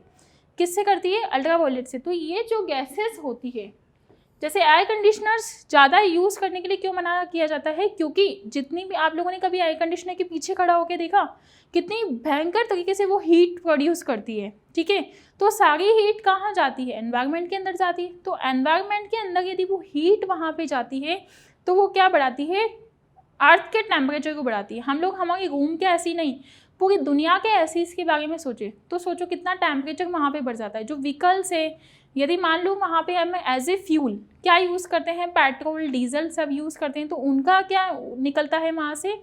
ऐसा लगा होगा ना, सब धुआं धुआं हो गया, मतलब वहाँ से वो निकलते हैं, एफर से ब्रिस्क निकलते हैं, ठीक है। तो ये सब फ्यूम्स निकलते हैं, ठीक है। तो वो सब फ्यूम्स में क्या होते हैं? मोस्टली कार्बन के पार्टिकल्स होते हैं। किसके पार्टिकल्स होते हैं? कार्बन के पार्टिकल्स होते हैं, जो हमारे अंदर जैसे हम लोग सांस लेते हैं तो हमारे अंदर वो पार्टिकल्स चले जाते हैं। तो that are the harmful for our body, for our health. क्योंकि जो कार्बन के पार्टिकल्स होते हैं वो क्या कर सकते हैं? आपकी हेल्थ डैमेज कर सकते हैं। क्यों? क्योंकि वो सब जो कार्बन के पार्टिकल्स होते हैं that are the free radicals. उसके बारे में हम लोग पढ़ेंगे कि क्या होते हैं फ्री रेडिकल्स, ठीक है। तो वो सब हमारे ब्लड के अंदर जाके क्या बढ़ाते हैं? इम्प्योरिटीज़ बढ़ाते हैं। क्या बढ़ाते हैं? इम्प्योरिटीज़। और यदि ब्लड इम्प्योर होगा तो आपके हेल्थ इश्यूज़ होंगे, ओके। तो यहाँ पे जो इफ़ेक्ट्स डालते हैं ओजोन लेयर के अंदर, वो क्या कर देते हैं? होल्ड कर देते हैं, जिससे अल्ट्रावायलेट रिएक्शन, जो अल्ट्रावायलेट रेज होती है, जो हमारे लिए हार्मफुल होती है, जो क्या कर देती है? स्किन कैंसर कर देती है, डिजीज़ कर देती है, ठीक है। आइज़ को डैमेज कर सकती है, मतलब हमारे हेयर्स को डैमेज कर सकती है। और यदि हम प्लांट्स की बात करें तो उनको भी डैमेज कर सकती है, ठीक है। प्रोडक्शन हम लोगों का रोक सकती है। और जो टेम्परेचर है अर्थ का, वो यहाँ से क्या होता है? इंक्रीज़ होता है। तो ऐसे जो यहाँ पे गैसेस होती है वो सब क्या करती है? एनवायरनमेंट को हार्म करती है। क्या करती है? एनवायरनमेंट को हार्म करती है। और इसको हम लोग बोलते हैं, जो ओजोन लेयर डिप्लीशन होता है, क्या होता है? ओजोन लेयर में जो होल बनता है उसको हम लोग क्या कहते हैं? ओजोन लेयर, क्या बोलते हैं उसको? ओजोन लेयर डिप्लीशन बोलते हैं। क्या बोलते हैं? Ozone layer depletion. और इस ओजोन लेयर डिप्लीशन से क्या होता है? ग्रीन हाउस इफेक्ट यहाँ पे होता है। क्या होता है? ग्रीन हाउस इफेक्ट, जिसको हम लोग क्या बोलते हैं? Green house effect. Green house gases भी हम इनको बोल सकते हैं, ठीक है। और इसके अलावा इन सब में सबसे इम्पॉर्टेंट फैक्टर जो आजकल मेजर वो सब्जेक्ट बना हुआ है हमारे पूरे वर्ल्ड वाइड में, कौन सा? That is called global warming. क्या होता है? Global warming. और इन सब का जो कॉन्सिक्वेंसेस होता है वो किसकी फॉर्म में यहाँ पे सामने आता है? That is called global warming, ठीक है। ग्लोबल वार्मिंग ये क्या है? कॉन्सिक्वेंसेस है किसका? इन सब जो गैसेस होती है उनकी वजह से कॉन्सिक्वेंसेस, ठीक है। ये रिजल्ट्स यहाँ पे मिलते हैं ग्लोबल वार्मिंग की। टेम्परेचर इतना ज़्यादा बढ़ जाता है कि जैसे गर्मियों की यदि हम बात करें तो समर में तो ये टेम्परेचर वहाँ पे चला जाता है 50, 52, 55 डिग्री सेंटीग्रेड्स पे। तो काफ़ी ज़्यादा टेम्परेचर होता है, जो कि हमारे जो ह्यूमन बींग्स हैं, जो लिविंग एनिमल्स हैं, उनके लिए ये टेम्परेचर क्या है? हार्मफुल है।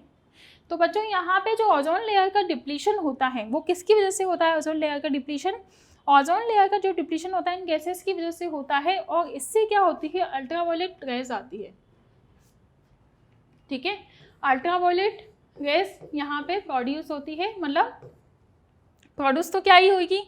हमारी अर्थ तक पहुँच जाती है। और अर्थ तक पहुँचने में ये क्या बढ़ाती है? टेम्परेचर को राइज करती है। किसको राइज करेगी? टेम्परेचर को ये चीज़ें क्या करती है? राइज करती है। और इसकी वजह से क्या होगा? यहाँ पे ग्लोबल वार्मिंग होती है। सबसे फर्स्ट डिसएडवांटेज तो ये। सेकंड डिसएडवांटेजेस ये होती है बच्चों की, जो भी केमिकल इंडस्ट्रीज़ होती है, कॉस्मेटिक इंडस्ट्रीज़ होती है, जो भी एग्रीकल्चर इंडस्ट्रीज़ में जो हर्बिसाइड्स, पेस्टिसाइड्स ये यूज़ होते हैं, ये सब लिविंग एनिमल्स के लिए हजार्डियस केमिकल होते हैं। जो भी डिटर्जेंट्स हम लोग यूज़ करते हैं, जो जैसे इनका पानी किसी नदी वगैरह में जाता है या रिवर में हम लोग जाता है, इनका पानी जाता है, तो ये सब क्या हैं? हजार्डियस हैं। किसके लिए? जो सी एनिमल्स होते हैं, जो रिवर एनिमल्स होते हैं, जैसे लाइक एक फिशेस, ठीक है, और ऑक्टोपस, उसके बाद यदि हम लोग बात करें तो क्रोकोडाइल्स वगैरह, टॉर्टोइज, जो टर्टल्स होते हैं पानी में, रिवर में ब्लॉक करने वाले, तो वो सब क्या हैं, उन सबको हार्मफुल होता है क्योंकि उनके अंदर तो बेचारों के अंदर क्या जा रहा है, प्योर वाटर की जगह इम्प्योर वाटर जा रहा है।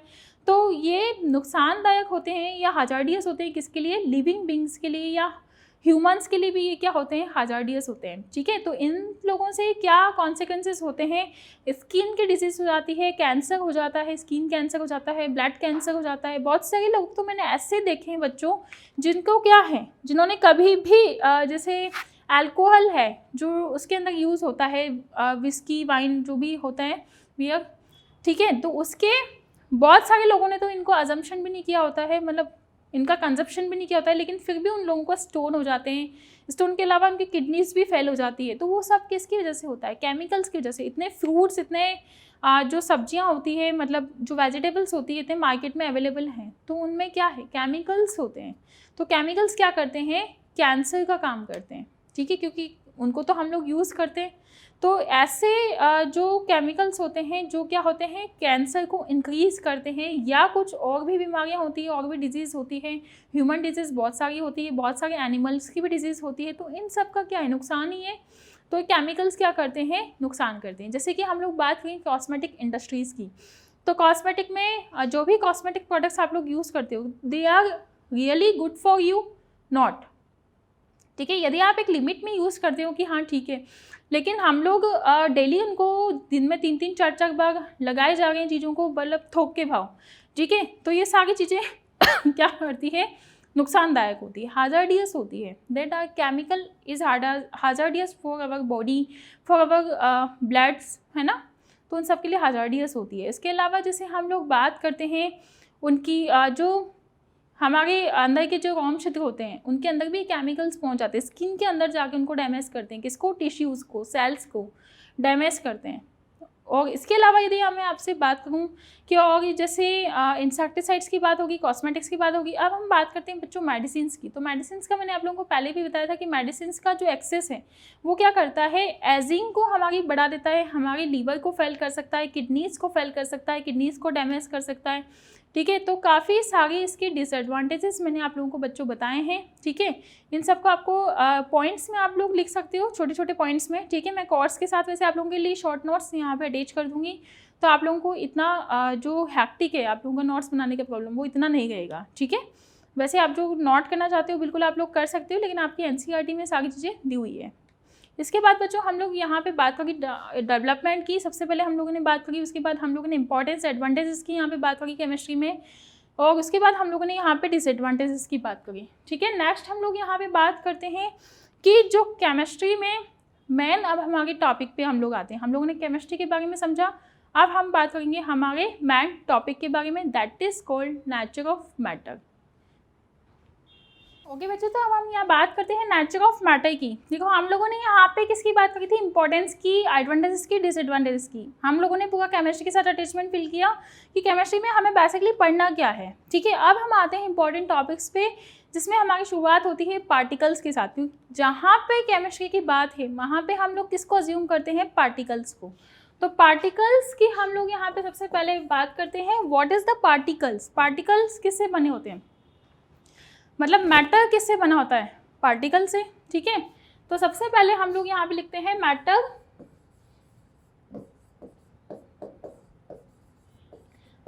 Is made up of particles. किससे बना होता है, पार्टिकल से। ठीक है, और यहाँ पे जो पार्टिकल्स होते हैं, कितने टाइप्स के पार्टिकल्स होते हैं, तो उनके बारे में हम लोग बात करते हैं बच्चों की। कितने तरह के यहाँ पे क्या होते हैं, पार्टिकल्स होते हैं। ठीक है, तो यहाँ पे हम लोग बात करेंगे किसकी, पार्टिकल्स की। किसकी बात करेंगे, पार्टिकल्स की। ठीक है, तो पार्टिकल्स यहाँ पे दो तरीके से प्रेजेंट होते हैं, that are the atoms and that are the molecules. क्या होते हैं, एटम्स एंड मॉलिक्यूल्स क्या होते हैं, पार्टिकल्स होते हैं। अब सबसे पहले हम लोग बात करते हैं एटम्स की। व्हाट इज द एटम, आप लोगों ने 9th-10th में अच्छे से पढ़ा है कि एटम क्या होते हैं। तो सबसे पहले मैं आप लोगों से बात करती हूँ बच्चों, एटम्स क्या होते हैं। एटम्स होते हैं ऐसे पार्टिकल्स जिसमें एक ही तरह के क्या होते हैं, एटम प्रेजेंट होते हैं। तो इसमें हम लोग लिख सकते हैं same type of atom present same type of atoms, present same type of atoms, ठीक है, present same type of atoms. उसके बारे में हम लोग बच्चों यहाँ पे बात करते हैं मॉलिक्यूल्स की। तो यहाँ पे क्या प्रेजेंट होता है मॉलिक्यूल्स में? Group of atoms. क्या प्रेजेंट होते हैं? Group of atoms, group of atoms, ठीक है।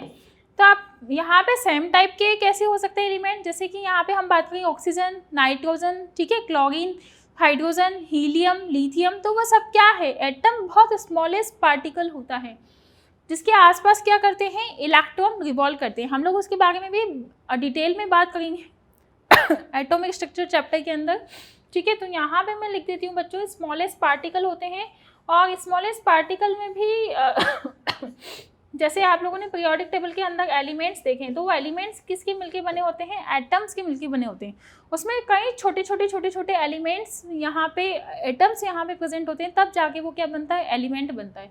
तो हम लोग इस तरह से लिखते हैं हाइड्रोजन, ये हाइड्रोजन का एटम है, हीलियम इस तरह से रिप्रेजेंट करते हैं ना हम लोग, तो इस तरह को हम लोग इस तरह से रिप्रेजेंट करते हैं 1H1।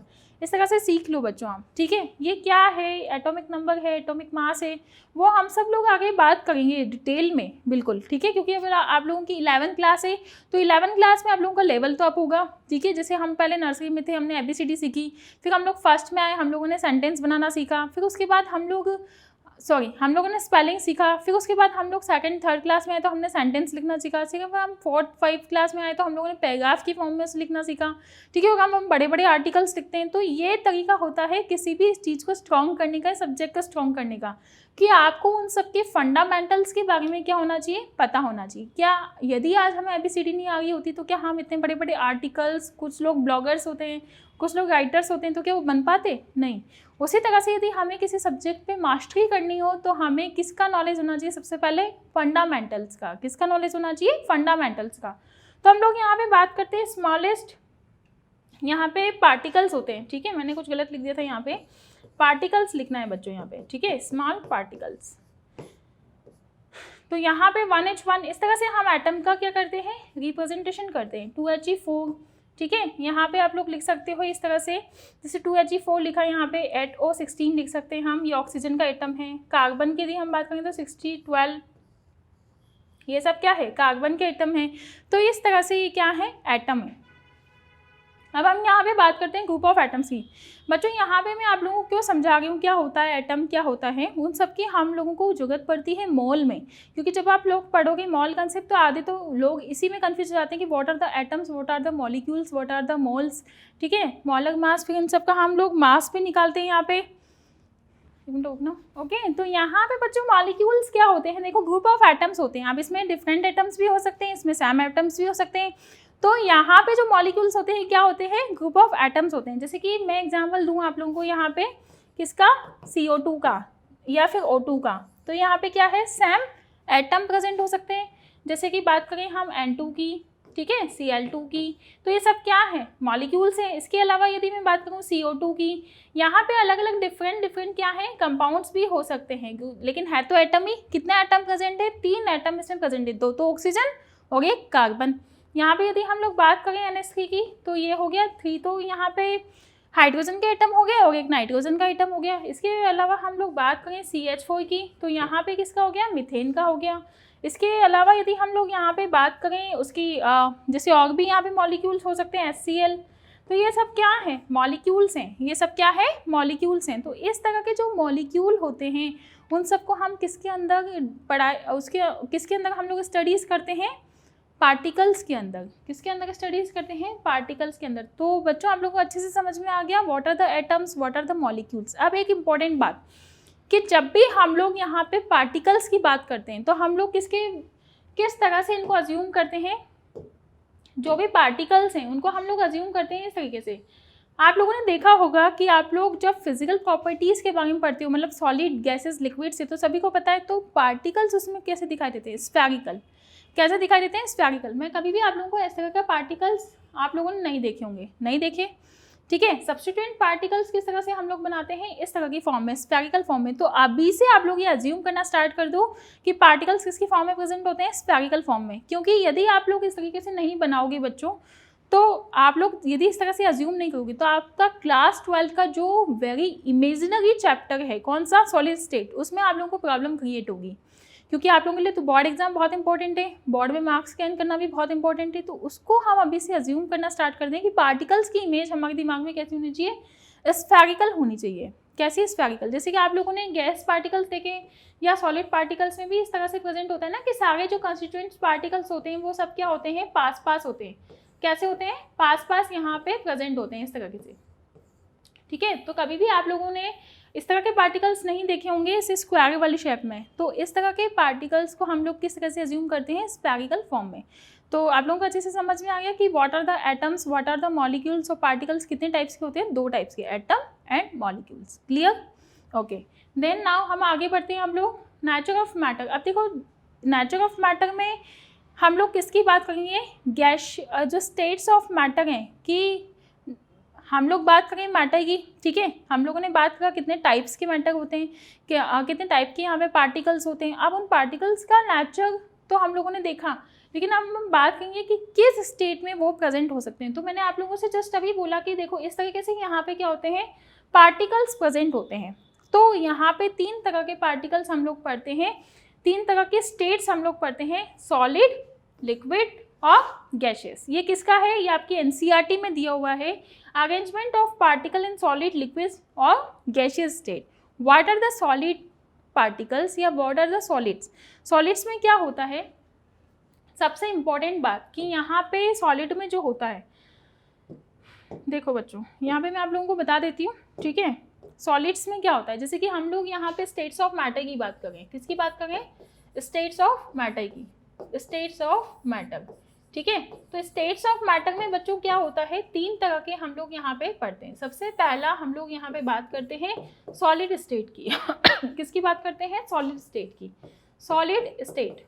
सेकेंडली हम लोग यहाँ पे बात करते हैं किसकी, लिक्विड स्टेट की। सेकेंडली हम लोग किसकी बात करते हैं यहाँ पे, लिक्विड स्टेट की, लिक्विड स्टेट,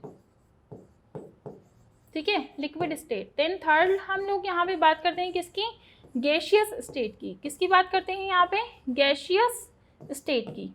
तो यहाँ पे जो हम लोग बात करते हैं सबसे पहले solid state, what are the solids.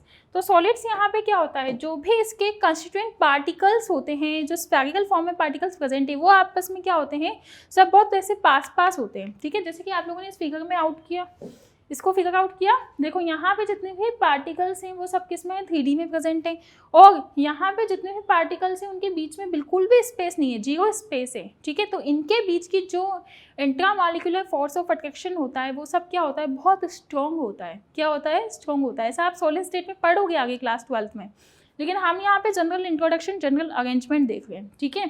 तो यहाँ पे हम लोग इसको लिख सकते हैं, they have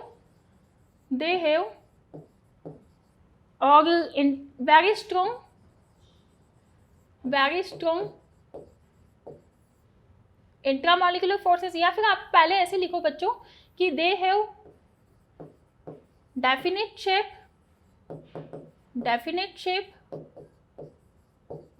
shape and volume, and क्या होता है इनका, वेरी क्लोज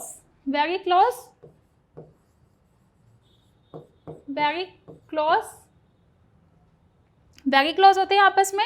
और क्या होते हैं ये, फोर्स ऑफ अट्रैक्शन, इस तरह से मैं लिख देती हूँ बच्चों, FOA। मैं आप लोगों के लिए कॉस्टक में भी, ब्रैकेट में भी लिख देती हूँ, force of attraction.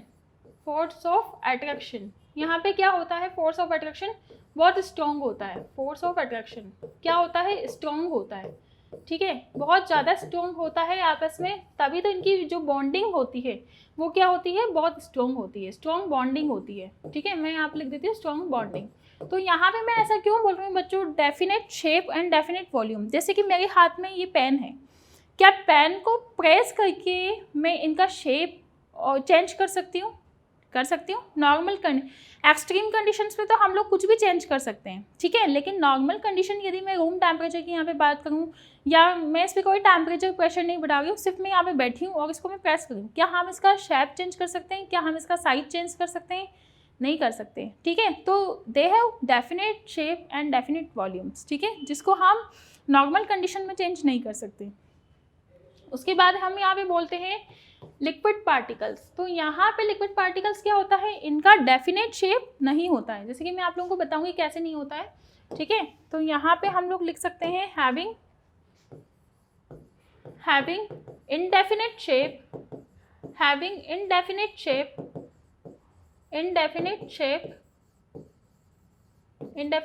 and volume, indefinite shape but definite volume होगा लेकिन indefinite shape होगा, ठीक है, definite volume। बच्चों यहाँ पे जो फोर्स ऑफ अट्रैक्शन होता है FOA लिखूंगी अब मैं उसको, ठीक है। थोड़े से ये क्या होते हैं, फ्री मूविंग पार्टिकल होते हैं, मतलब इसको हम लोग बोल सकते हैं वेरी क्लोज, हम लोगों ने लिखा है इसको हम लोग बोल सकते हैं क्लोजली पैक्ड।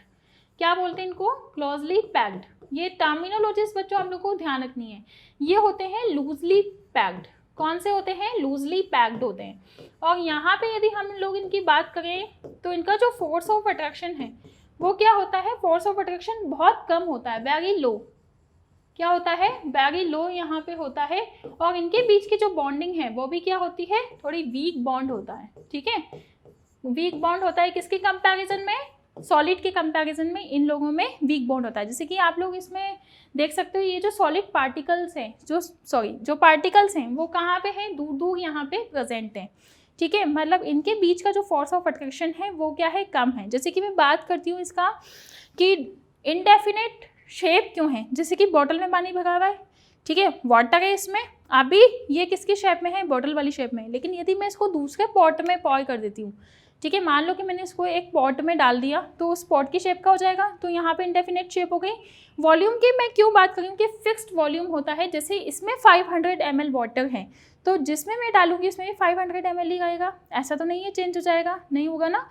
तो इसी तरह से इसका क्या कहता है, फिक्स्ड वॉल्यूम कहता है। जिस वॉल्यूम से आपने दूसरे वॉल्यूम में कन्वर्ट किया है उतना ही वॉल्यूम यहाँ पे रहता है। अब हम बात करते हैं बच्चों गैसेस की। तो गैसेस की तो आप बातें ही बहुत अलग है। गैसेस क्या होता है, हैविंग indefinite shape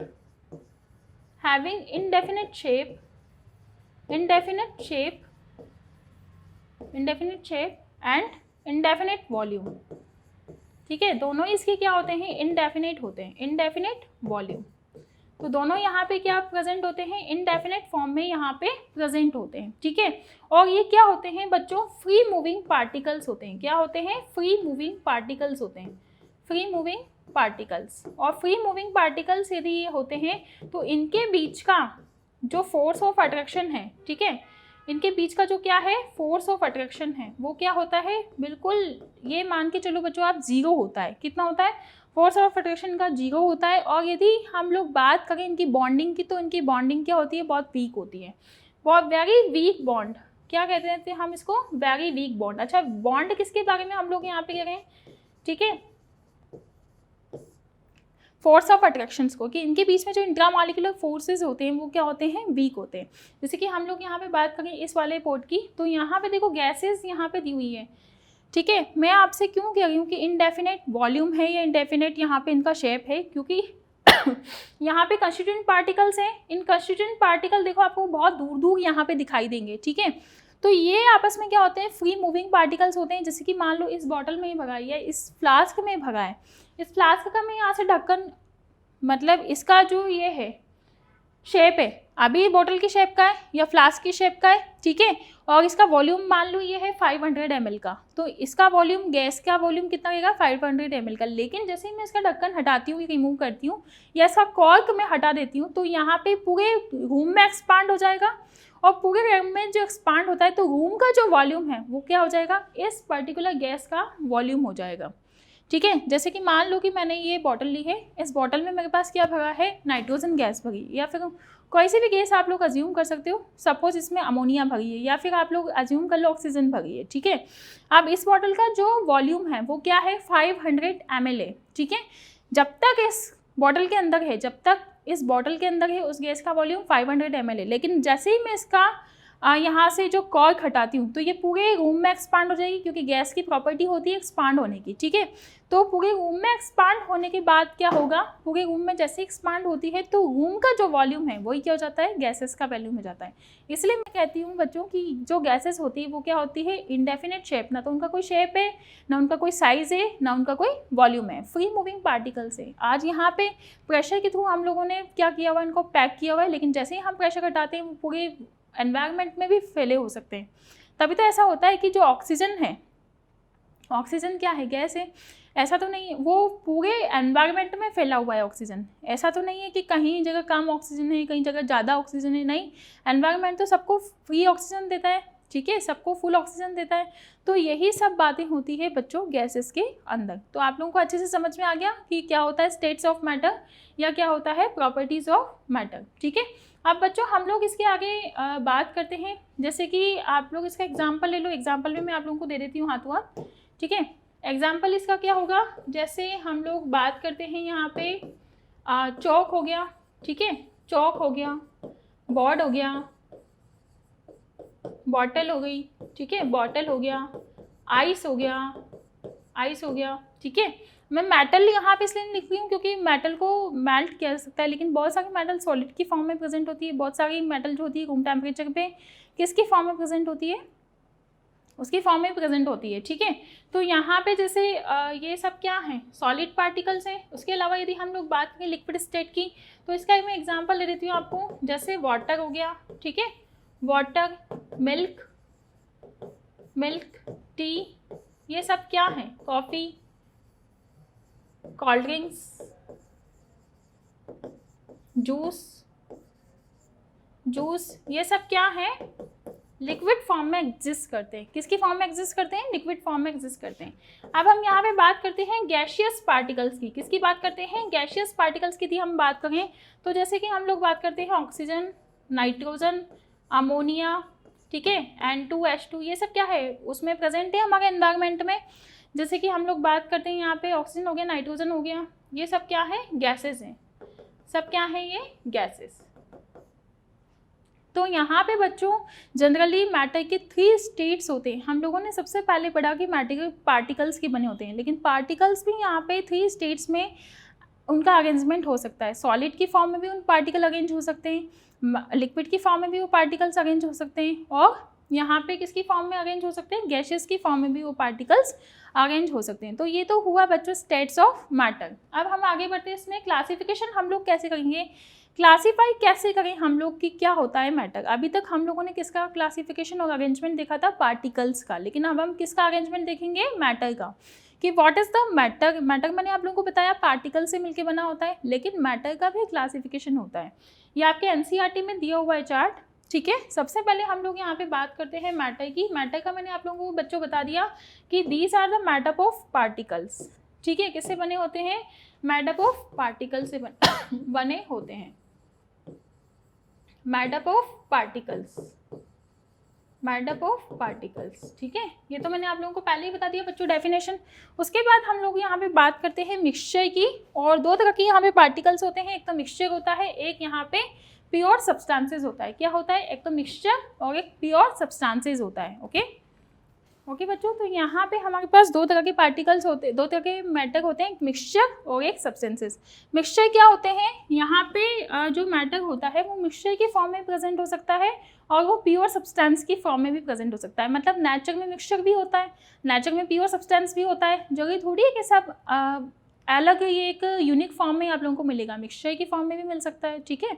तो जैसे कि हम लोग बात करें मिक्सचर्स की, और यहाँ पे मिक्सचर्स कितने टाइप के होते हैं, मिक्सचर होते हैं यहाँ पे कितने टाइप के, 2 टाइप के मिक्सचर होते हैं, एक तो होमोजीनियस मिक्सचर और एक होता है हेटेरोजेनस मिक्सचर, ठीक है। और यहाँ पे जो दूसरा टाइप होता है that is called pure substances, और इसको हम क्या बोलते हैं, एलिमेंट्स, और एक होता है यहाँ पे कंपाउंड्स।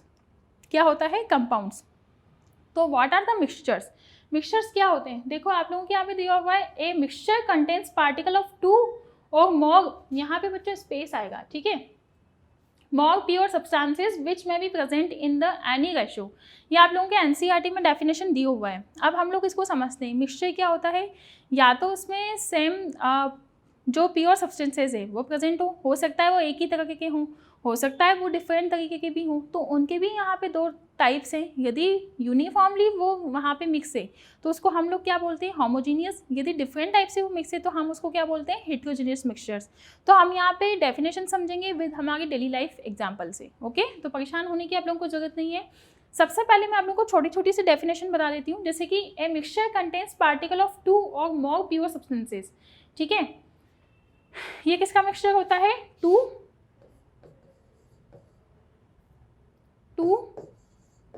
और मोर प्योर सब्सटेंसेस। ठीक है, सब्सटेंसेस। और इनके जो एग्जाम्पल हैं क्या क्या हो सकते हैं, जैसे शुगर सॉल्यूशन इन वाटर हो गया, एयर हो गया, टी हो गया।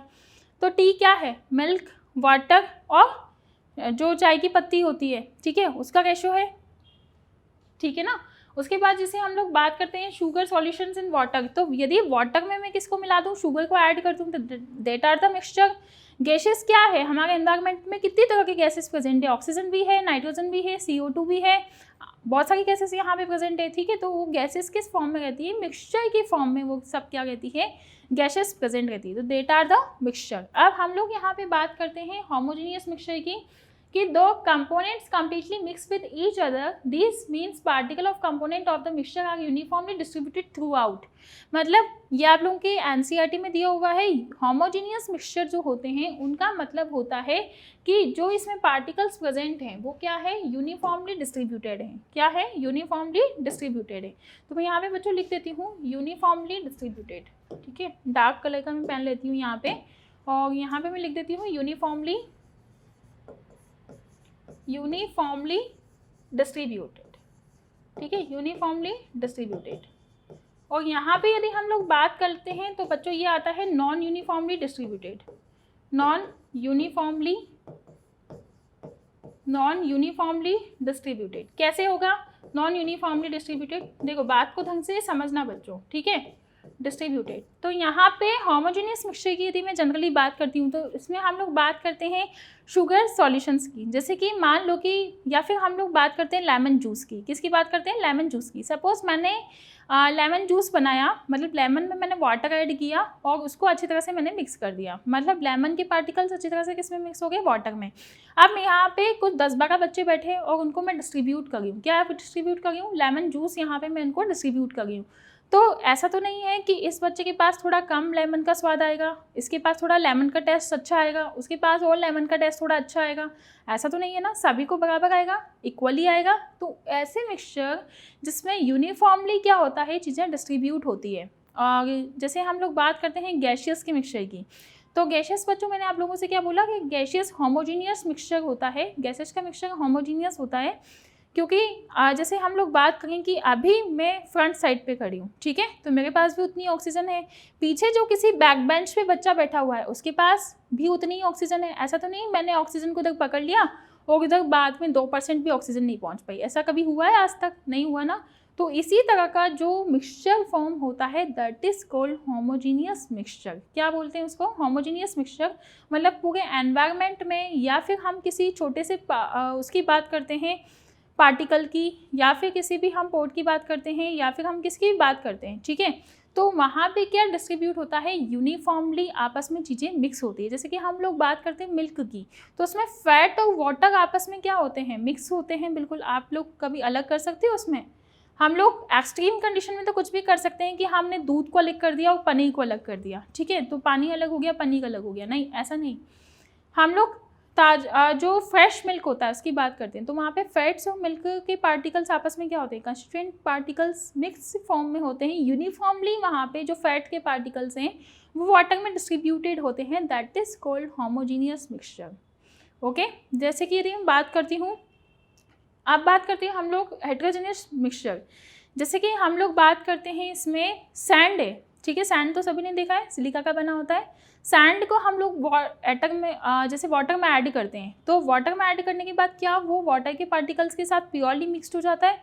यदि मैं उसको अच्छे से मिक्स भी कर देती हूँ, दे आर इमिसिबल फॉर्म्स। मतलब कैसे इमिसिबल फॉर्म, यदि मैं किसी को उसको दूंगी तो किसी के पास सैंड आएगा, किसी के पास वाटर आएगा, किसी के पास सैंड आएगा, किसी के पास सैंड और वाटर दोनों आ जाएगा। तो यूनिफॉर्मली डिस्ट्रीब्यूटेड नहीं है, इसलिए वो सब क्या होंगे, डिस्ट्रीब्यूट भी यूनिफॉर्मली नहीं होंगे। तो that are called homogeneous mixture. यदि मैं बात करती हूँ सॉल्ट और शुगर की, सॉलिड सॉल्ट और शुगर की, जो मैंने वाटर में ऐड नहीं किए हैं, उनके लिए मैं बात करती हूँ that are the homogeneous mixture, sorry heterogeneous mixture. लेकिन जैसे ही हम उसको किस में डालते हैं, वाटर में डालते हैं, तो दैट आर कॉल्ड यदि वो एक सॉल्यूशन बन जाता है, और सॉल्यूशन में तो मिक्स हो ही जाता है, ठीक है, तो that are called homogeneous mixture. Clear? Okay. अब हम बच्चों यहाँ पे बात करते हैं, जैसे मैंने ऑयल ड्रॉप्स डाल दी किसमें, वाटर में, तो क्या वो मिक्स हो पाएगी? नहीं, that are the immiscible form of water. तो इसके लिए हम उसको क्या बोलते हैं, हेटेरोजीनियस मिक्सचर बोलते हैं। क्या बोलते हैं? हेटेरोजीनियस मिक्सचर बोलते हैं। ओके। उसके बाद बच्चों हम लोग यहाँ पे बात करते हैं प्योर सब्सटेंसेस की। What are the pure substances? तो उसके लिए आपके एनसीईआरटी में क्या डेफिनेशन दिया हुआ है बच्चों? ये हेटेरोजीनियस मिक्सचर हम लोगों ने सब पढ़ लिया, ठीक है। सॉल्ट और शुगर मैंने आप लोगों को बताया, ग्रेन्स और पल्सेस यहाँ पे हो सकता है, some dirt, often even stone pieces, ये सब क्या है, हेटेरोजेनियस मिक्सचर के एग्जाम्पल्स हैं। तो आपको छोटी छोटी डेफिनेशंस बच्चों याद करनी है, लेकिन याद करने की आपको ज़रूरत ही नहीं है जब आपने इनको अच्छी तरह से समझ लिया है तो, ठीक है। उसके बाद हम लोग बात करते हैं mixture can be separated by using physical method such as simple hand picking, filtrations, crystallization, distillation. अब एक इंपॉर्टेंट पॉइंट यहाँ पे ये है कि आपके एनसीईआरटी में गिवन है बच्चों ये, कि जो यहाँ पे मिक्सचर होता है उनको हम सेपरेट भी कर सकते हैं। मतलब बहुत सारे जो मिक्सचर है उनको हम सेपरेट नहीं भी कर सकते हैं, बहुत सारे जो मिक्सचर है उनको हम सेपरेट भी कर सकते हैं बाय क्रिस्टलाइजेशन। जैसे कि आप लोग क्रिस्टलाइजेशन के थ्रू उनको सेपरेट कर सकते हो। फिल्ट्रेशन, जैसे आप सैंड और वाटर को यदि फिल्टर कर दोगे तो वो क्या हो जाएंगे, सेपरेट हो जाएंगे, ठीक है। यदि हम बात करें यहाँ पे डिस्टिलेशन की, हैंड पिकिंग की, जैसे हैंड पिकिंग में क्यों बोल रही हूँ, जैसे मान लो शुगर है, उसमें मैंने क्या डाल दी है, कुछ स्टोन्स डाल दी, तो उनको हैंड पिकिंग से हम लोग अलग कर सकते हैं, मतलब उठा उठा के अलग कर सकते हैं ना। तो दैट आर द सेपरेट, ये आप लोगों ने पढ़ा है 9th-10th में, ठीक है। प्योर सब्सटेंसेस क्या होते हैं? Pure substances have characteristics different from mixtures. ये आप लोगों की एनसीईआरटी में गिवन है बच्चों डेफिनेशन, ठीक है। Pure substances have characteristics different from mixture. Constituent particles, ध्यान रखना, constituent particles of pure substances have fix composition. अब फिक्स कॉम्पोजिशन का यहाँ पे क्या मीनिंग है, इसका यहाँ पे क्या मीनिंग है फिक्स कॉम्पोजिशन? तो यहाँ पे हम लोग बात करते हैं बेसिकली फिक्स कॉम्पोजिशन की। तो फिक्स कॉम्पोजिशन क्या होता है बच्चों, देखो ये क्या होते हैं, फिक्स कॉम्पोजिशन में प्रेजेंट होते हैं, ठीक है। फिक्स कॉम्पोजिशन में प्रेजेंट होते हैं। फिक्स कॉम्पोजिशन कैसे, जैसे कि मान लो प्रेजेंट इन फिक्स्ड कॉम्पोजिशन, जैसे कि हम लोग बात करते हैं सबसे पहले एलिमेंट्स की। मैंने आप लोगों को जस्ट अभी बताया था कि एलिमेंट्स किससे बने होते हैं, सिंगल एटम से बने हो सकते हैं, ठीक है। Single one type of element atom से ये क्या होते हैं, बने होते हैं। किससे बने होते हैं, वन टाइप ऑफ एटम से ये बने हुए होते हैं, ठीक है। तो made by one type of atom, किससे बने होते हैं, वन टाइप ऑफ एटम से यहाँ पे बने होते हैं, वन टाइप ऑफ एटम। और यहाँ पे जो ये बने होते हैं कंपाउंड्स, दैट आर द क्या होते हैं, group of elements in fixed proportions. किस में होते हैं, फिक्स्ड प्रोपोर्शंस में होते हैं, फिक्स्ड प्रोपोर्शन में होते हैं, प्रोपोर्शन, ठीक है।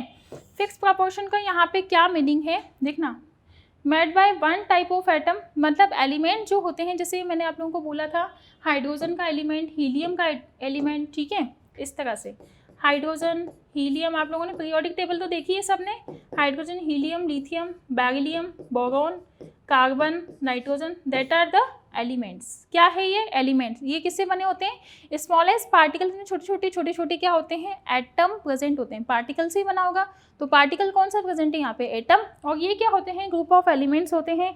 जैसे कि हम लोग यहाँ पे बात करें कैमेनोफोर, दैट आर द कंपाउंड कैमेनोफोर, ठीक है। और यहाँ पे यदि हम लोग बात करें CCl4, that are again compound, ठीक है। यहाँ पे हम लोग बात करें NH3, तो यहाँ पे क्या है, फिक्स प्रोपोर्शन में देखो कि यहाँ पे 1 प्रेजेंट है, मैग्नीज Mn यहाँ पे 1 प्रेजेंट है, और 4 यहाँ पे ऑक्सीजन प्रेजेंट है। तो एक फिक्स प्रोपोर्शन हो गया जिसको हम लोग बोलेंगे पोटेशियम परमैंगनेट। तो यदि आप लोगों से पूछे कि what is the formula of potassium permanganate, क्योंकि उनका फिक्स प्रोपोर्शन है, कोई यहाँ पे चेंजेस नहीं होते, इसलिए उनका फॉर्मूला क्या हो गया, कैमेनोफोर। इसी तरह से CCl4 हो गया, कार्बन टेट्राक्लोराइड, अमोनिया हो गया, NH3। तो ये सब क्या है, फिक्स प्रोपोर्शन में यहाँ पे प्रेजेंट है, दैट आर कॉल्ड कंपाउंड्स। क्या बोलते हैं इनको, कंपाउंड्स बोलते हैं। बच्चों एक और इम्पॉर्टेंट बात है यहाँ पे कि जो एटम्स होते हैं, ठीक है, जो मॉलिक्यूल्स होते हैं, हाँ मैं उनकी बात करी थी, मॉलिक्यूल्स के भी यहाँ पे कुछ टाइप होते हैं, जैसे मोनो एटॉमिक, कुछ मोनो एटॉमिक होते हैं, ठीक है, मोनो एटॉमिक, जैसे कि हम लोगों ने बात करी जिसमें एक ही तरह के एटम क्या होते हैं, प्रेजेंट होते हैं, N2, I2, ये सब क्या है, एक ही तरह के हैं। ये क्या होते हैं, डाई एटॉमिक भी हो सकते हैं, डाई एटॉमिक की यदि हम लोग बात करें तो डाई एटॉमिक में यहाँ पे जो मॉलिक्यूल है, मोनो एटम का मतलब है मॉलिक्यूल है जिसमें एक ही तरह के एटम क्या है, प्रेजेंट है, ठीक है। डाई एटॉमिक भी होते हैं, ट्राई एटॉमिक भी होते हैं, ठीक है, ट्राई एटॉमिक, और ये क्या होते हैं, टेट्रा एटॉमिक भी हो सकते हैं, ठीक है, टेट्रा एटॉमिक हो सकते हैं, टेट्रा एटॉमिक, और ये क्या हो सकते हैं, पेंटा एटॉमिक नहीं हो सकते। अच्छा, उसका रीज़न क्या है पेंटा एटॉमिक नहीं होने का, वो भी मैं अभी आप लोगों को बताती हूँ, ठीक है। तो ये सब क्या है, मॉलिक्यूल्स के टाइप्स हैं। मोनो एटॉमिक में तो वो क्या कहलाता है, एटम ही कहलाएगा, ठीक है। मोनो एटॉमिक में तो क्योंकि एक ही एटम प्रेजेंट है तो एक ही एटम कहलाएगा, तो एटम ही इसको बोलते हैं। डाई एटॉमिक में हम लोग क्या करते हैं, डाई एटॉमिक में O2, Cl2, ठीक है, HCl, तो ये सब क्या है, डाई एटॉमिक है जिसमें डिफरेंट टाइप के भी हो सकते हैं और सेम टाइप के भी हो सकते हैं। जैसे HCl हम लोगों ने लिया तो इस तरह से हम उसको बनाते हैं, मतलब हाइड्रोजन स्मॉलेस्ट और क्लोरीन का जो साइज होता है वो बड़ा होता है, ठीक है, तो इस तरह से हम उसको बनाते हैं, लेकिन दो की फॉर्म में होते हैं, तो उनको हम लोग क्या बोलते हैं, डाई एटॉमिक। जैसे मान लो कि हम लोग बात करते हैं ट्राई एटॉमिक की, तो ट्राई एटॉमिक क्या होते हैं, जैसे कि हम लोग यहाँ पे बात करते हैं H2O, किसकी बात करते हैं, H2O, ठीक है, तो यहाँ पे 2 हाइड्रोजन है, 1 ऑक्सीजन है, तो that is called try atomic. 3 atom present है, यहाँ पे भी 3 एटम प्रेजेंट है, that is the try atomic. अब यदि हम बात करते हैं यहाँ पे NH3 की, या फिर यहाँ पे P4 की हम लोग बात करते हैं कि जो फॉस्फोरस है वो सब क्या है, ये सब क्या है, टेट्रा एटॉमिक है। यहाँ पे हाइड्रोजन के 3, नाइट्रोजन का 1 एटम प्रेजेंट है, यहाँ पे 4 फॉस्फोरस के एटम प्रेजेंट है। यदि हम बात करें पेंटा एटॉमिक की तो ये पॉसिबल नहीं है, क्योंकि जैसे ही हम पेंटा एटॉमिक की बात करते हैं तो MnO4- ये क्या है, एटम नहीं है, ये आयन है, क्या है, आयन है। तो जनरली जो पेंटा एटॉमिक होते हैं वो जनरली आयन्स ही यहाँ पे क्या होते हैं, प्रेजेंट होते हैं। जैसे कि हम एक और इसका फॉर्म होता है पॉली एटॉमिक, कौन सा होता है, पॉली एटॉमिक। और पॉली एटॉमिक में हम क्या करते हैं, जिसमें भी एक से ज़्यादा मॉलिक्यूल क्या होते हैं, प्रेजेंट होते हैं, क्या होते हैं, एक से ज़्यादा मॉलिक्यूल उसमें प्रेजेंट होते हैं, that is called poly atomic. मतलब डाई भी पोली है, ट्राई भी पोली है, टेट्रा भी पोली है, ठीक है। तो यहाँ पे जैसे हम लेते हैं एसिड, आप लोगों ने इस तरह का क्राउन शेप का स्ट्रक्चर पढ़ा होगा, इस तरह का स्ट्रक्चर आप लोगों ने सभी ने पढ़ा है, ठीक है। तो क्राउन शेप का जो स्ट्रक्चर होता है इसमें सल्फर, यहाँ भी sulphur sulphur sulphur sulphur sulphur sulphur, तो इस तरह का जो एटम होता है उसको हम लोग क्या बोलते हैं, पॉली एटॉमिक बोलते हैं, जिसमें एक से ज़्यादा एटम क्या होते हैं, प्रेजेंट होते हैं, ठीक है। तो ये हमारी बात हुई नेचर ऑफ मैटर्स के बारे में, क्लासिफिकेशन ऑफ मैटर के बारे में। इसकी हम लोगों ने यहाँ पे कुछ बेसिक सी डेफिनेशंस के बारे में पढ़ा, फिक्स कॉम्पोजिशन के बारे में मैंने आप लोगों को बच्चों समझाया, ठीक है। आप यहाँ पे थोड़ा सा आपके NCERT में गिवन है लाइन, हम लोग इसको समझ लेते हैं। Copper, silver, gold, water, glucose are some examples of pure substances, ठीक है। किसकी एग्जाम्पल है, प्योर सब्सटेंसेस के, जैसे कॉपर हो गया, सिल्वर हो गया, ठीक है। कॉपर का जो साइन होता है वो क्या होता है, Cu, सिल्वर का साइन होता है Ag, गोल्ड का साइन होता है Au, ठीक है। वाटर का साइन होता है H2O, यहाँ पे ग्लूकोज होता है C6H12O6। तो ये सब क्या है, फिक्स प्रोपोर्शन में यहाँ पे प्रेजेंट है, that are called elements and that are called compounds, ठीक है। तो ये प्योर सब्सटेंसेस कंपाउंड्स की फॉर्म में भी हो सकते हैं, और ये किसकी फॉर्म में हो सकते हैं, एलिमेंट्स की फॉर्म में भी यहाँ पे प्रेजेंट हो सकते हैं। तो glucose contains carbon, hydrogen, oxygen in a fix ratio. जैसे कि मैं बात करूँ यहाँ पे कार्बन, हाइड्रोजन और ऑक्सीजन की, तो एक कौन सा रेशो में, 6, यहाँ कौन सा है 12, ये कौन सा है 6। तो यहाँ पे यदि नंबर ऑफ कार्बन मैंने 6 दिए हैं तो इसका मतलब क्या है, यदि आप C6H12O6 लिखते हो तो वो फॉर्मूला केवल और केवल किसका है, ग्लूकोज का है। यदि आप H2O लिखते हो तो वो फॉर्मूला केवल और केवल किसका है, वाटर का है। तो इस तरह से हम लोग यहाँ पे क्या लिखते हैं, फिक्स प्रोपोर्शन में कंपाउंड्स के मॉलिक्यूल्स को हम लोग अरेंज करते हैं, ठीक है। And its particles are the same composition, same composition में भी है। जैसे कार्बन की यदि हम बात करें तो 6 हैं, उसके बाद यहाँ पे बात करें हाइड्रोजन की तो यहाँ पे 12 है। इसी तरह से सेम कॉम्पोजिशन में क्या है, प्रेजेंट है। Has like all other pure substances, glucose has a fix composition, also it's constituents carbon, hydrogen and oxygen can not separated by simple physical methods. इसका मतलब ये है कि जो यहाँ पे केमिकल कॉम्पोजिशन एक फिक्स प्रोपोर्शन में प्रेजेंट है, उनको किसी भी फिजिकल प्रॉपर्टी से बहुत कम, बहुत रेयरली क्या किया जा सकता है, सेपरेट किया जा सकता है। जैसे कि हम लोग बात करें यहाँ पे ग्लूकोज से, तो क्या आप उसमें कार्बन, हाइड्रोजन और ऑक्सीजन को अलग अलग निकाल सकते हो? ग्लूकोज से क्या हम ऑक्सीजन गैस बना सकते हैं? बना तो सकते हैं, लेकिन जैसे बहुत लेबोरेटरी सिंथेसिस हम लोगों को करनी पड़ेगी, इतना तो हम लोगों का प्रोडक्शन ही आ जाएगा। वाटर की यदि हम बात करें तो ऐसा तो नहीं है कि बॉईल करते ही हमें ऑक्सीजन मिल गया, नहीं ना, उसके केमिकल कॉम्पोजिशन को तोड़ पाना बहुत मुश्किल होता है। ठीक है, तो किसी भी फिजिकल जो प्रॉपर्टीज़ है, जैसे किसी फिजिकल जो सिंपल फिजिकल मेथड्स हैं, जैसे कॉम्प्लिकेटेड जो केमिकल मेथड्स हैं उनसे तो हम अलग कर ही सकते हैं। जैसे केमिकल लैब में हम लोगों ने ऑक्सीजन गैस बना ली, वो बात अलग है।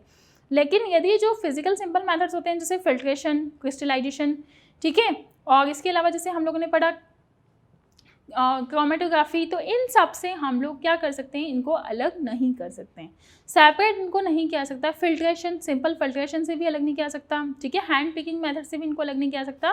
तो that are the bound to each other, because that are the bound each other. Chemical composition से ये क्या होते हैं, केमिकल बॉन्डिंग से बाउंड होते हैं, और उस बॉन्ड को तोड़ पाना इतना आसान नहीं होता है, जो एटम्स और मॉलिक्यूल्स के अंदर होता है। ओके बच्चों, तो आज हम लोगों ने यहाँ पे बहुत ही इंपॉर्टेंट चीज़ों के बारे में डिस्कस किया। इसके बाद यहाँ पे कुछ एलिमेंट्स की डेफिनेशन आप लोगों के एनसीईआरटी में गिवन है। Elementary consist only one type of atom, ये मैंने आप लोगों को बता ही दिया पहले ही, ठीक है। दिस पार्टिकल्स में एग्जिस्ट एज एटम और ए मॉलिक्यूल्स, ये हम लोगों ने पहले ही बात यहाँ पे कर ली है उसकी, ठीक है।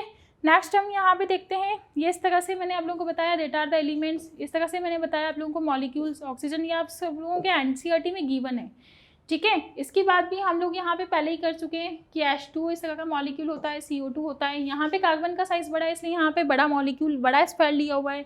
ऑक्सीजन का साइज़ छोटा है इसलिए यहाँ पे छोटा, यहाँ पे स्फीयर लिया हुआ है। ये सब बातें हम लोग डिस्कस कर चुके हैं, ठीक है।